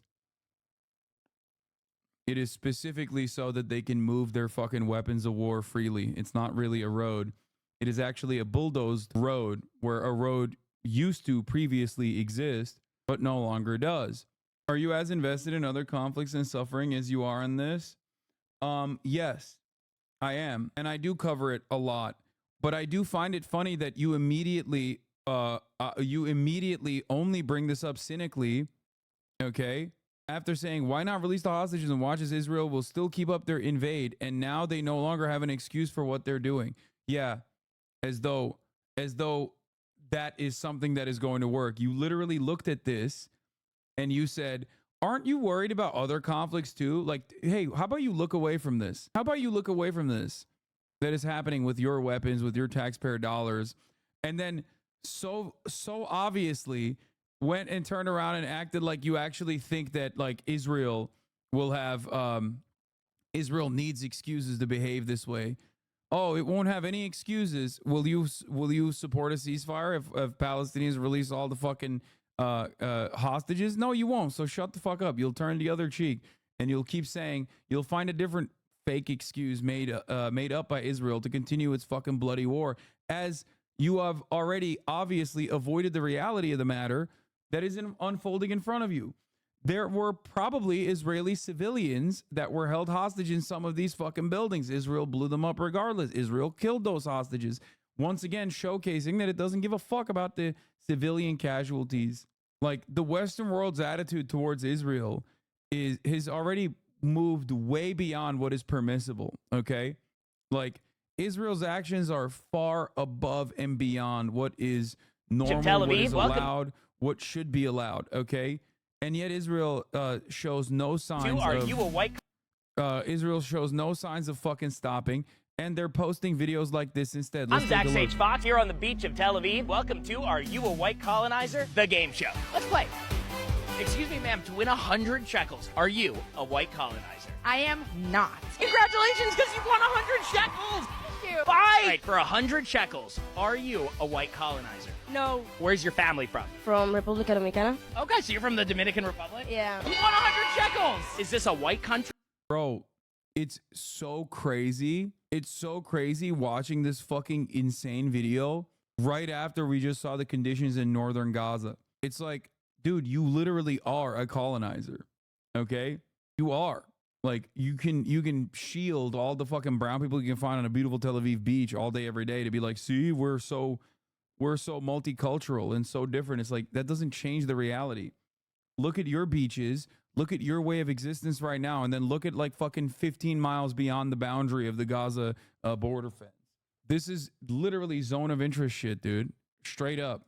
Country? No. You have here black, white, everything you want. Come here, experience it with your own eyes, and you'll see that there's a lot of friendly brown people all over the place. Where are you from? Brazil and Colombia. Indians, you born in India. I am from Melud. Morocco and Iran. Half Spanish, half Brazilian. That's not very white colonizer-y at all. Are you a white colonizer? No. You've won! Are you a white colonizer? No. No, I'm not. No. When I look at my skin, I realize, no, indeed, I'm not. Guess what? You won 100 shekels! Oh, shit, dude. Never mind. Never mind. There's a lot of friendly brown people in Israel, bro. Yeah, so I guess they're not engaging in fucking death, destruction, and genocide. What I find funny about this tweet is that this person admits Israelis are in fact colonizers. All Israelis are white colonizers. Israelis? Yeah. No, some of them are black. Some of them are brown. Many of them are brown, actually. Why? One must ask why there is like a different tier of citizenship even inside of Israel for non-Jews. You know? Yeah. Everybody loves talking about how Israel, what are you talking about? It's not. It's so diverse. It's so crazy. It's like, okay, if you're Jewish of Arab descent, you get to live wherever the fuck you want. If you're Muslim of Arab background or Christian of Arab background and you live inside of Israel and you have citizenship, you can't really marry who you want. You can't live wherever you want. What's that about? Someone should ask that question. What the fuck is that about? Now, the sad truth of the matter is that because the conditions in West Bank are so much worse, and because the conditions in Gaza are just like completely untenable, it's just straight up genocide, that like obviously is Palestinian citizens of Israel, the non-Jewish citizens inside of Israel of Arab descent, Druze, Bedouin, right? Those guys' conditions are infinitely better. But even then, there is different tiers, okay? The best you can expect, however, is, systematic disenfranchisement. I'm so happy. You're not a white colonizer! My grandparents came from Baghdad, Iraq. They were ethnically cleansed from there in the 40s. Wow. And they got kicked out? Yes. Yeah, years ago. For being Jewish? Yeah. Oh, God. Will your family be allowed to go back to Yemen? Are Jews allowed in Yemen? That's a nice thought. What do you have to say to all of the people in the world who are calling this an apartheid white colonizer state? Please use your brains. Check facts. Educate yourself. I find it very offensive to be called. I think it's pretty funny because, like I said, whenever an Israeli is met with the reality that Israel's an apartheid regime and they have to like respond to that, it's fucking awesome. This is going against the narrative. What? Are you talking about? Are you taking Maya Ayuni's side? Please don't. Pro-Palestinians are not defeating the anti-black allegations. This is going against the narrative. Yeah, dude. Yeah, no, totally. You're right. 40,000 fucking dead. 76 years of apartheid. The international organs of justice recognize it as such. But hey, this guy went up to a bunch of fucking brown people who are like, no, sweetie, Israel is not a colonizer. And then all of a sudden the narrative is shifted. Dumb fuck. Dude, listen. I don't know if you're like Unit 8200 up in this bitch, but you are doing a horrible job. You consistently say the dumbest shit in this fucking chat. I keep you in here as a little pet to fucking pet your head every time you chirp, okay, with your stupid fucking sock account. But goddamn, dude, you really got to be better. Be better. Anyway, as I was saying, every time Israelis are met with the reality that Israel's an apartheid, they come across as the most annoying fucking dipshits on the planet. So it immediately destroys whatever kind of fucking narrative that they're trying to present. Okay? Oh, what do you mean Israel is an apartheid state? It is not, sweetie. We are fighting against terror. No politique. No politique here. Are you taking Mayuni's side? Please don't. Pro-Palestinian are not defeating the anti-black allegation. No, pro-Palestinian are not beating anti-black allegation. Israel, the most pro-black nation. Israel. That is why Israel the best. That's why we sterilize the Ethiopian Jews. Because we love the black people. No politique here. Israel so pro-black. We love putting black people in IDF uniform and showing we are fighting terror, babies. No politique. How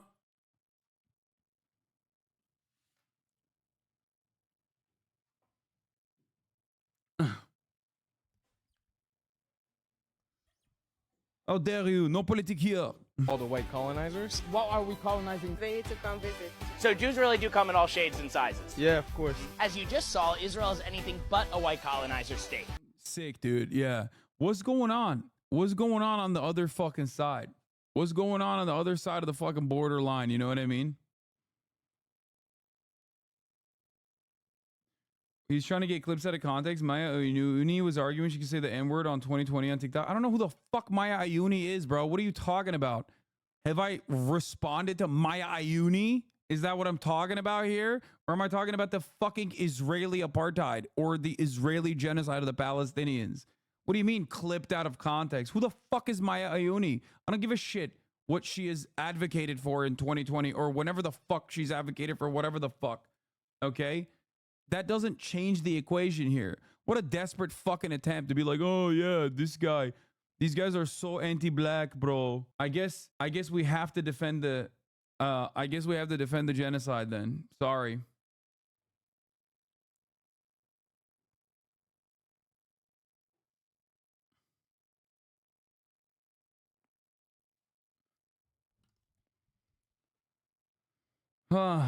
Chatter was talking about a random TikToker. Yeah, chatters are fucking ridiculous. It is also additionally hilarious again that this is a last-ditch desperate attempt. It's so funny to be like, yeah, dude, the pro-Palestinian cause is so anti-black. They're really not beating the anti-black allegations. Like, shut the fuck up, bitch. What do you mean? The fuck are you talking about? The same tactics that the American police force that used kettle and corralling strategies against the fucking domestic anti-police population in the riots and the fucking protests that turned into riots was directly with IDF training. Like, what are we talking about? The connection between Israel and American policing is so deep. It is hilarious that the people try to fucking... It is so hilarious that people try to go, oh, actually, the pro-Palestinian side is very anti-black, sweetie. Shut the fuck up. Fuck you. Suck my fucking dick. Okay? Anyone that falls for that shit is the dumbest loser on the planet. I'm sorry.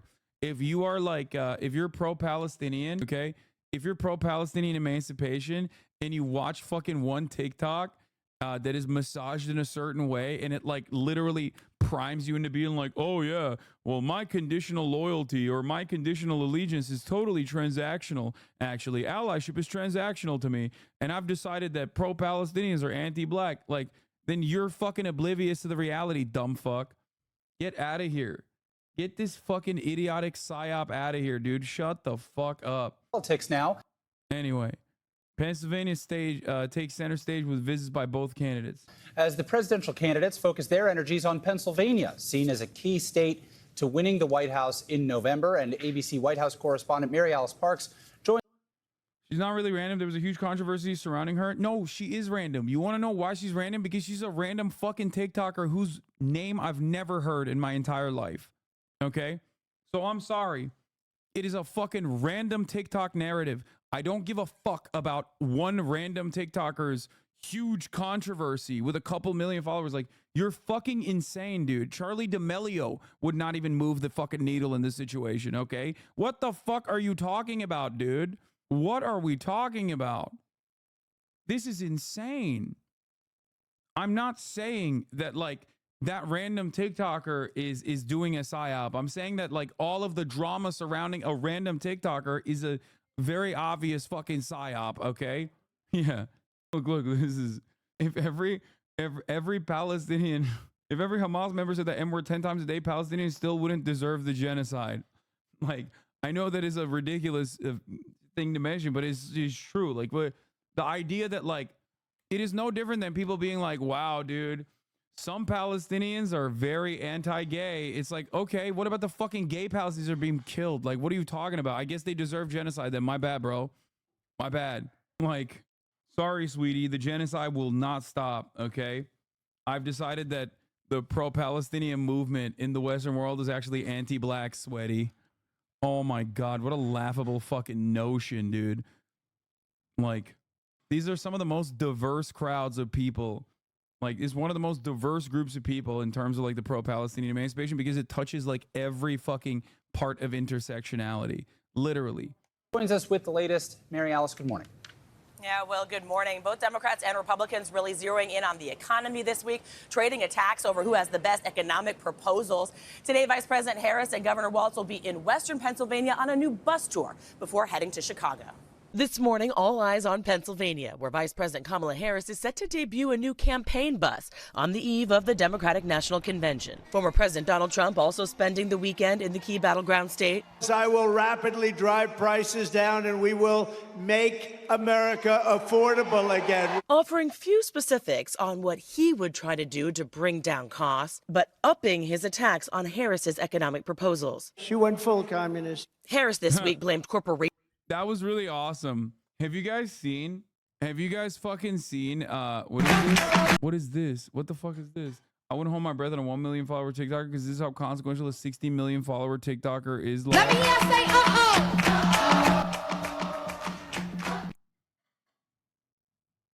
who the fuck is this?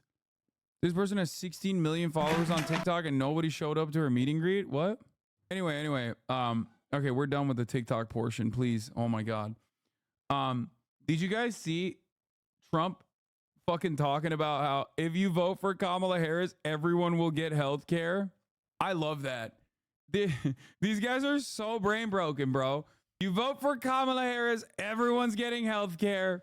A nightmare scenario. Can you imagine how bad it would be for every American to get health care? Terrifying reality, folks.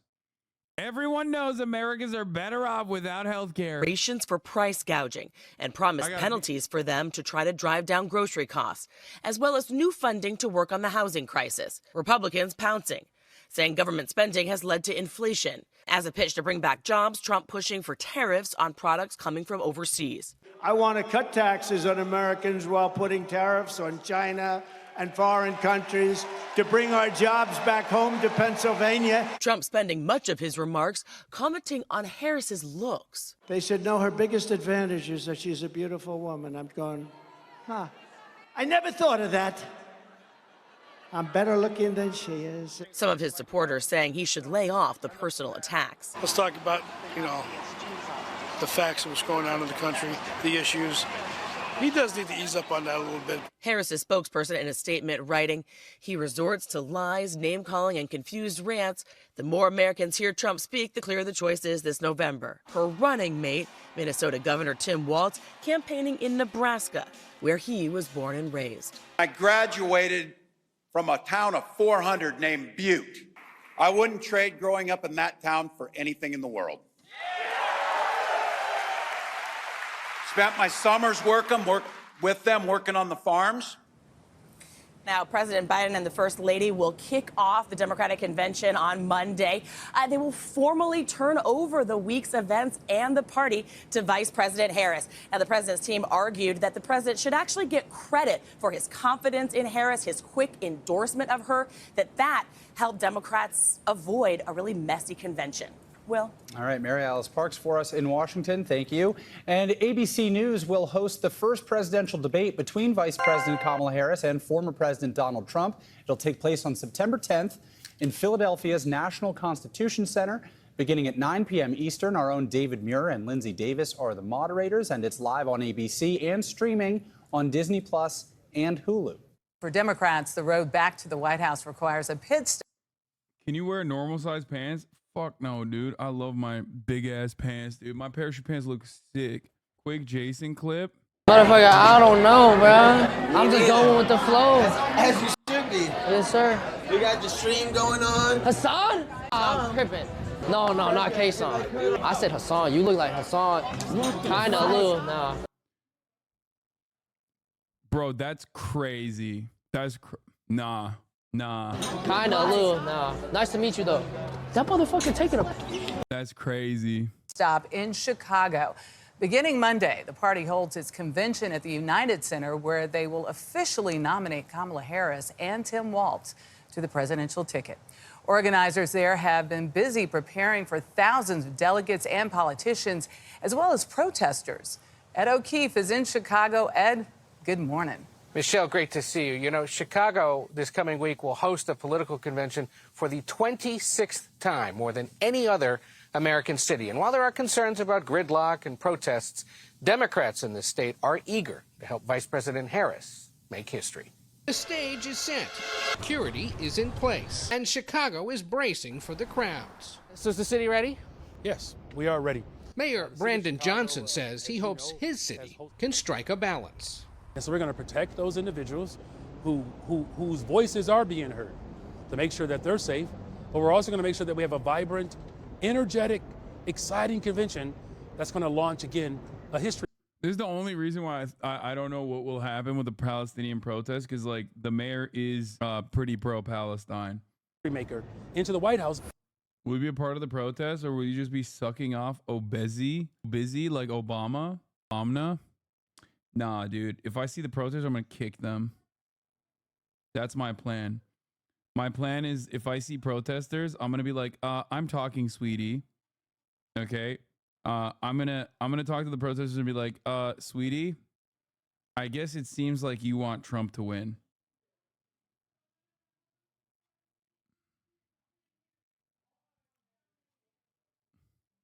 Yeah. I guess it seems like you want Trump to win, sweetie pie. Chat, is he for real? Oh, Jesus Christ, dude. Chatters are so broken. I will never. This is why I have so many fucking haters, dude. Like, in a lot of instances, obviously it's like hard to pick up on my sarcasm, but like, dude, I get it. Like, I know it's hard to pick up on sarcasm, but like, how? Like, there are certain things that I have done leading up to this very moment. Like, I didn't just appear on your screen devoid of context. You know what I mean? Like, I didn't just appear in front of you devoid of complete context. Like, you have to at least know a little bit about my background. Vice President Harris is set to arrive in Chicago Sunday night after a campaign bus tour across western Pennsylvania. She spent the last several days writing her speech. She'd already been writing one to accept her renomination as VP. Now she'll headline a convention originally intended to focus on President Biden. Joe Biden is really one of the great presidents. He's so handsome. He's such a handsome lad, dude. I love him. Big boy. Illinois Democratic Governor J.B. Pritzker agrees Come on, with JB. polls showing Harris. JB, defend the Palestinian protesters, please. Don't hurt my soul like this. I can't. We got big boy solidarity up in this bitch, JB. Don't do it. Has re-energized their party. Kamala Harris brings a different angle on the Democratic Party and makes sure that we bring the excitement and joy to the party that I think people weren't really feeling because they felt like we had two older guys who were running against each other. It's all set to begin Monday night with a tribute to Biden and a speech by former Secretary of State Hillary Clinton.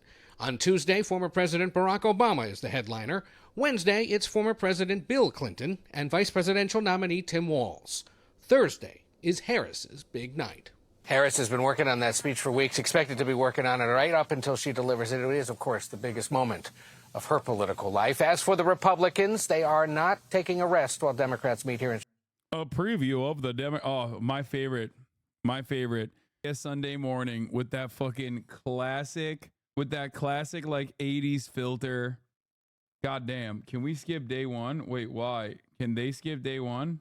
Are you opening for Biden or Obama? I didn't see you on the schedule. I'm opening every day and I'm closing every day. They wanted me to speak every day. They were like, hey, Hassan, you are the #1 defender of the Democratic Party. You obviously very clearly have our interests in mind over anything else. You have no ideological convictions that may put you at odds at times, maybe all the time, with the Democratic Party's agenda. And therefore, we want you to always be at the forefront. Yeah. This week at the... Why not at Streamer Games? Because I was at a bachelor party, 47-month subscriber. I was at a bachelor party yesterday. And today I'm flying out to Chicago. Democratic to speak at the Democratic National Convention. Vice President Kamala Harris will formally accept her party's nomination for president. The fact that her historic candidacy will be officially launched in Chicago has a special significance, as Robert Costa reports. Chicago. Perhaps no city has been more connected with the Democratic Party. And this week, Chicago will host its 12th Democratic Convention, nominating Vice President Kamala Harris and her running mate, Governor Tim Walz, to talk about the new ticket and this old school. Just letting you know, you would have destroyed the competition at the Streamer Games. Really? I feel like there's some athletic people there. City. Well, I'm Irish, so corned beef sandwich. We naturally had lunch with a Daly. What kind of case do you think she needs to make to win this November? What does she actually need to do? I think she has to lay out a vision. She has to show who she is as a person and kind of what she believes. Not so much the litany of specific positions on issues, but sort of a sense of who she is and what does she believe in. Bill Daley, who has spent his life in Democratic politics, met us at Manny's Deli, a spot beloved by Chicago's workers and its politicians. The memory of Daley's father, the late Mayor Richard J. Daley, still looms large in Chicago. In 1968, at the height of the Vietnam War, the city hosted the Democratic Convention. That year, like this year, the incumbent exited the race. I will not accept the nomination of my party for another term as your president. This is a generous... Remember when they tried to rush the ballot to force Biden to be the nominee? Yeah, I do remember. Remember when I was, once again, completely right about that, alongside many of the other things that I'm still advocating for? Okay. And that year, like this year, violence marred the campaign. On to Chicago and let's win there. At the turbulent convention that August, Bill Daley was at his father's side. What was it like, though, to be inside the cauldron when it's boiling over? It was crazy. Outside the convention hall, there were bloody confrontations between police and anti-war protesters. Yeah, except back then, cops, this is their riot gear, bro. This was how the normal kitted out cops looked like when they were in riot gear, with batons and a helmet at most. Now, the average beat cop has more than this, okay? Especially when you, especially when you factor in the riot gear. Holy fucking shit. Putting Mayor Daley in the spotlight. You ever have any regrets years later about how that all played out in '68? If he did, he didn't express them. Look at it, he didn't like it. He didn't like what happened. You know, he didn't like the rap to Chicago. But you know what? He didn't look back. This week, there are planned protests of the Biden-Harris administration's handling of Israel's war with Hamas. This city seems to have been bracing for protests. What do you expect on the streets? There'll be protests. There'll be a lot of protesters. I don't think they'll be out of hand. You know, it's not the 60s. The convention's key speaker on Monday night is President Biden. How are Democrats going to handle that? Showing some respect for him, but also recognizing it's still the Harris convention. I think there's going to be enormous emotional reaction to the president's being there. I think that place will be rocking. Harris will accept the nomination on Thursday, setting the stage for a showdown with former President Donald Trump. All of a sudden, the cards have all been reshuffled, where he's the older guy and she's the young, new generation. And that's a pretty powerful message, too, just that alone. Many Democrats hope this crossroads will have echoes of another Chicago gathering, when in 2008 Barack Obama became the first Black American to win the White House, where Bill Daley later served as his chief of staff. It's been a long time coming, but tonight, because of what we did on this day, in this election, at this defining moment, change has come to America. He was totally different from anybody who had ever run for president. Everything about his candidacy was change. He just exuded change, difference. We love our country. For Harris, there might be a balancing act. She is at once new to many Americans, but already in power. But she is an incumbent vice president. Yeah, I know, but all due respect to vice presidents, they're really not known by the American people. The job itself kind of dictates you play second fiddle. Vice President Harris casting herself, it seems like the change candidate. Is that how you see it? Absolutely. Just like Barack Obama did. Look at that artist, Shepard Fairey, who did the Obama Hope painting years ago. He just came out with a new one with Harris forward. Just among Democrats, this excitement that absolutely. The thought of the first woman. I mean, even the fact that they're still going with fucking with Shepard Fairey with the same format, like that's not a good. That is. Oh my lord. Who knows? Being president is awfully exciting. I have 3 granddaughters. They're incredibly excited. That excitement, Bill Daley cautions, will soon be tested by the reality of a brutal campaign. The Electoral College is very difficult for a Democrat. You almost have to. Welcome back to the Big Weekend Show. Upwards of 100K anti-Israel agitators expected to swarm Chicago during the DNC. Fox News is like, on the one hand, excited at the prospect of chaos unfolding at the DNC, but also have to be unconditionally loyal to the Israeli state. So they're in this like unique predicament where on the one hand, they're like, oh, it's sick that like there's a lot of chaos going on, but also simultaneously they're like, oh man, anti-Israel agitators. I mean, at least they didn't say pro-Hamas terror lovers or whatever that are like the type of shit that you're going to hear from mainstream media. Oh God, I really hope that they don't fucking go this crazy on the type of shit that you are going to hear from definitely Fox News and most likely MSNBC and NBC and others as well about like how Iran is paying these fucking Hamas loving, Jew hating jihadists. They are going to be straight up Bill Maher on the main. Okay, they're going to be operating with Bill Maher attitudes. Here is Trump, by the way, this past weekend. This is what he said. We will deport the foreign jihad sympathizers, and we will deport them very quickly, and Hamas supporters will be gone. If you hate America, if you want to eliminate Israel, then we don't want you in our country. We really don't want you in our country. What do you mean if you hate Israel, we don't want you in our country? Like, what does that mean? Also, deport where? What are they going to deport you to fucking Gaza or something? Like, what do you mean? I am Hitler and I will deport U.S. citizens. Trump. Yeah, it's just insane. Fox News is going to post a clip of you walking downtown Chicago and say Hasanabi showing up to the DNC early to organize the protest. If Trump offered you back shots, would you do it? Like I get to give him, like I get to fuck him in the butt. Maybe. Possible suicide bomber sent by Hezbollah that prematurely detonated its explosives tonight in Tel Aviv may have been part of Hezbollah's response that went wrong. They have done this before. Dem staffers already trying to make her messaging worse.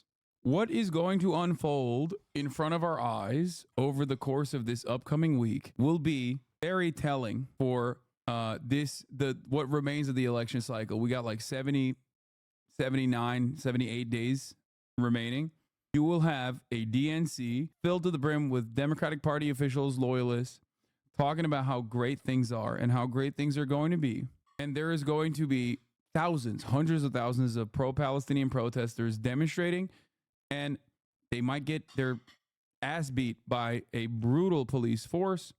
This will only continue to grow if the Democrats do not figure out a way to restrain Israel. Okay? If the Democrats do not figure out a way to restrain Israel and instead hit the Hillary Clinton lines and turn around and consistently talk about how anti-Semitic the Democratic Party's like protesters are, or whatever, the anti-Israel protesters are anti-Semitic, blah, blah, blah, they will get cooked. No way there will be that many. We'll see. I saw on Twitter a few strategist leaks, them pushing a few talking points for pointing out how cruel mass deportations are, saying secret police door-to-door internment camps. All I could think was, oh, they just watch Hassan? Good. But if they watch me, they should also know that this is going to be a major problem. I've been literally fucking nonstop talking about this, okay? I've been talking about this non-fucking stop. It's not going to go away. They think, oh man, it's going to go away. It's going to go away. It's going to go away. We're going to be like super brutal. We're going to nip this shit in the bud. It's not going to go away. The more hostile the resistance to anti-genocide protests are, the more resilient the anti-genocide protesters will become. Okay? You do not want that. You do not want that to be the driving point of contention. I'm shocked they haven't hit on it yet. Like, why save it? Maybe bigger impact after Labor Day. I don't know. Same with Israel stuff. Why wait? How fucking insane is it that the Zionist platform is literally just, if you don't support this foreign country of which you have no connection to wholeheartedly, you will be fucking deported? Yeah. Are you a secret DNC operative? If I was, okay, if I was a secret DNC operative, you would hear very different lines of communication and very different moves going forward in terms of America's foreign policy. Okay? If I was working for the fucking DNC, I would literally be every day getting candidates to be like, why the fuck are we giving unlimited genocide dollars to Israel? Why don't we just use that on our own fucking citizens? Why don't we use that to build roads? Why don't we use that to harden our infrastructure against climate change that is already gutting through all of these fucking red states that refuse to reckon with it? Okay? That refuse to recognize it completely. Why the fuck are we spending so much goddamn money on our military? Those guys don't want to fucking be there either. These are like young men and women. You already say that shit. I say that shit. I'm saying the Democrats would start saying that shit. I will ban refugee settlements. Use weapons on our citizens instead. Got it. Yeah. Mirror brain. I said, why do we give all of our dollars to unlimited genocide instead of our own citizens? Using it on our own citizens? American brain goes, oh, you mean there's only one speed. We just have guns and nothing else. From terror-infested areas like the Gaza Strip, and we will arrest the pro-Hamas thugs who vandalize federal property and make really life very, very difficult in this country for a lot of people. When I'm president. Anyway, that was one aspect of this that we didn't really there's also this situation, which is like kind of lame overall. Like, this isn't even that good. I feel like he used to pose better. Are you still going to be working with Ryan Graham? Very excited for that. He's so uniquely positioned to give an advice on holding power to account. Yes. Thought for a sec, did he really pause for a long time after when I'm president before I realized you paused it? Yeah. Yeah. Democratic Party's platform is like literally fucking pure communism all the way, all the time, nonstop. Ceaseless communism. Communism will not halt. Okay? Communism only going forward. You already know, baby. Also, here's another fucking insane tweet from the psycho. If you're a woman, you can either vote for Trump or wait until one of these monsters goes after you or your daughter. Euro posting, Eurofascism, alive and well in the United States of America. Crazy shit for the president to be retruthing. Welcome back, Adolf Hitler. There you go. I know Euro racism when I see it, and that's an average fascist talking point in Spain. No, I know. All right, let's see. This chaotic scene of anti-Israel. Honestly, that's such a bad take, bro. No, the bad take is literally the two-parter debates that you try to do at the top of the hour, which will cause you to get a 1-day ban. Okay? At the top of the hour, there's a 3-minute ad break. We have already punished double-parter baiters, okay? And you are currently engaging. Halt. Cease your activities right now. Cease your activities right now. Oh, no, I meant Trump's take. Oh, shit. You were literally about to get fucking banned. I'm going to give you a second off anyway. I still fired him. Okay, I still fired a 1-second ban. 1 second. Coming at me like that. He was innocent. That's why he got 1 second only. That's a near miss. He almost got a day off, dude. Stop. You violated the law. At the top of the hour, there's still a 3-minute ad break. If you no longer want to see those ads, all you need to do is subscribe, which you can do for $5 or $6, sorry, or for free with a Twitch Prime by connecting your Amazon Prime account to your Twitch account. You can get gifted a sub if you're lucky as well. Here's the 3-minute ad break now. Protests in New York City this week is nothing compared to what is expected in Chicago for the Democrat National Convention, when upwards of 100,000 agitators. Qatari Cat, thank you for the 100 gifted subs, dude. Cutter is crazy, dude. We got the Qatari Dancer, we got Qatari Cat, we got the emissaries in the building. My Oilers are direct Oilers. Are set to descend on the Windy City. Fox News correspondent Mike Tobin is live in Chicago tonight. Hey, Mike. Hey, Griff. With memories of 1968, Chicago is now holding its collective breath, hoping to Spittin' Nichols, thank you for the 5 get this up. Get through this convention peacefully. The pro-Palestinian coalition to march on the DNC is expected to be the largest group that will show up protesting at the convention. Members of that group don't like President Biden. They call him Genocide Joe. They don't like Vice President Harris. They call her Killer Kamala. The group opposes U.S. funding of the Israeli Defense Forces. They got some wins in recent days. They won the right to march within sight and sound of the convention. And just yesterday, under pressure from the protest group, the city agreed they could set up a stage and loudspeakers at Union Park where their march will begin and end. In nervous anticipation, businesses in the West Loop or near the convention center have been boarding up. One business owner tells us he was looted during the George Floyd riots, then looted again, and he says the city is not communicating with him enough to make him feel confident, so the boards went up out of an abundance of caution. Customers and our customers' employers have told them to stay home for the entire week, so we felt since they were concerned about the safety of their people, we should be concerned about our safety. Police officers are being pulled into service from all over the state of Illinois, even Milwaukee, Wisconsin. Each of the officers has to undergo 12 hours of crowd control training. The head of the police union here in Chicago tells me that this convention is going to draw manpower away from other parts of the city. The criminals are going to know that, and they're going to exploit it. Griff, back to you.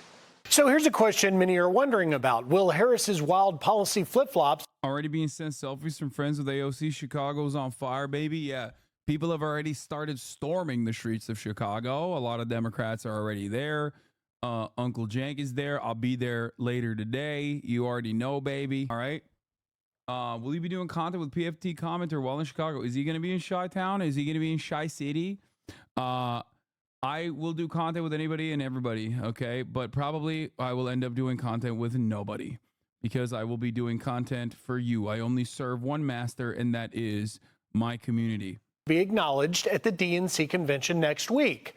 First, there's her stance on fracking. She made this promise when she ran for president in 2019. There's no question I'm in favor of banning fracking. But now, according to her campaign, she doesn't support a total ban on fracking. Then there's Kamala's vow to let illegal immigrants run free 5 years ago. I want to know, when you become president, would you be committing to close immigration detention centers? Absolutely, on day one. On day one. Fast forward to 2024, her campaign says she promises to, quote, go tough on border security. And what about her push for single-payer health care? This was in 2019. Who here would abolish their private health insurance in favor of a government-run plan? Yeah. All right. But this week, a Harris staffer told CBS News that she would not push a single-payer system. And there's her gun buyback backtrack. 5 years ago, she said she wanted the government to confiscate guns. We have to have a buyback program, and I support a mandatory buyback program. But it's a different. I hate a lot of this stuff because it's like, it's all the cool shit that she like obviously didn't have any loyalty towards, but like just simply was running on, that she now simply does not run on, which I think she should. Like, can you imagine? Oh God, the main point of contention being that like Kamala Harris wants to give everyone health care. Can you imagine that would be like the major talking point from the Republicans being like Kamala Harris wants to give everyone health care? Oh, that's so sick. Story now, her campaign told the New York Times she supports Biden's.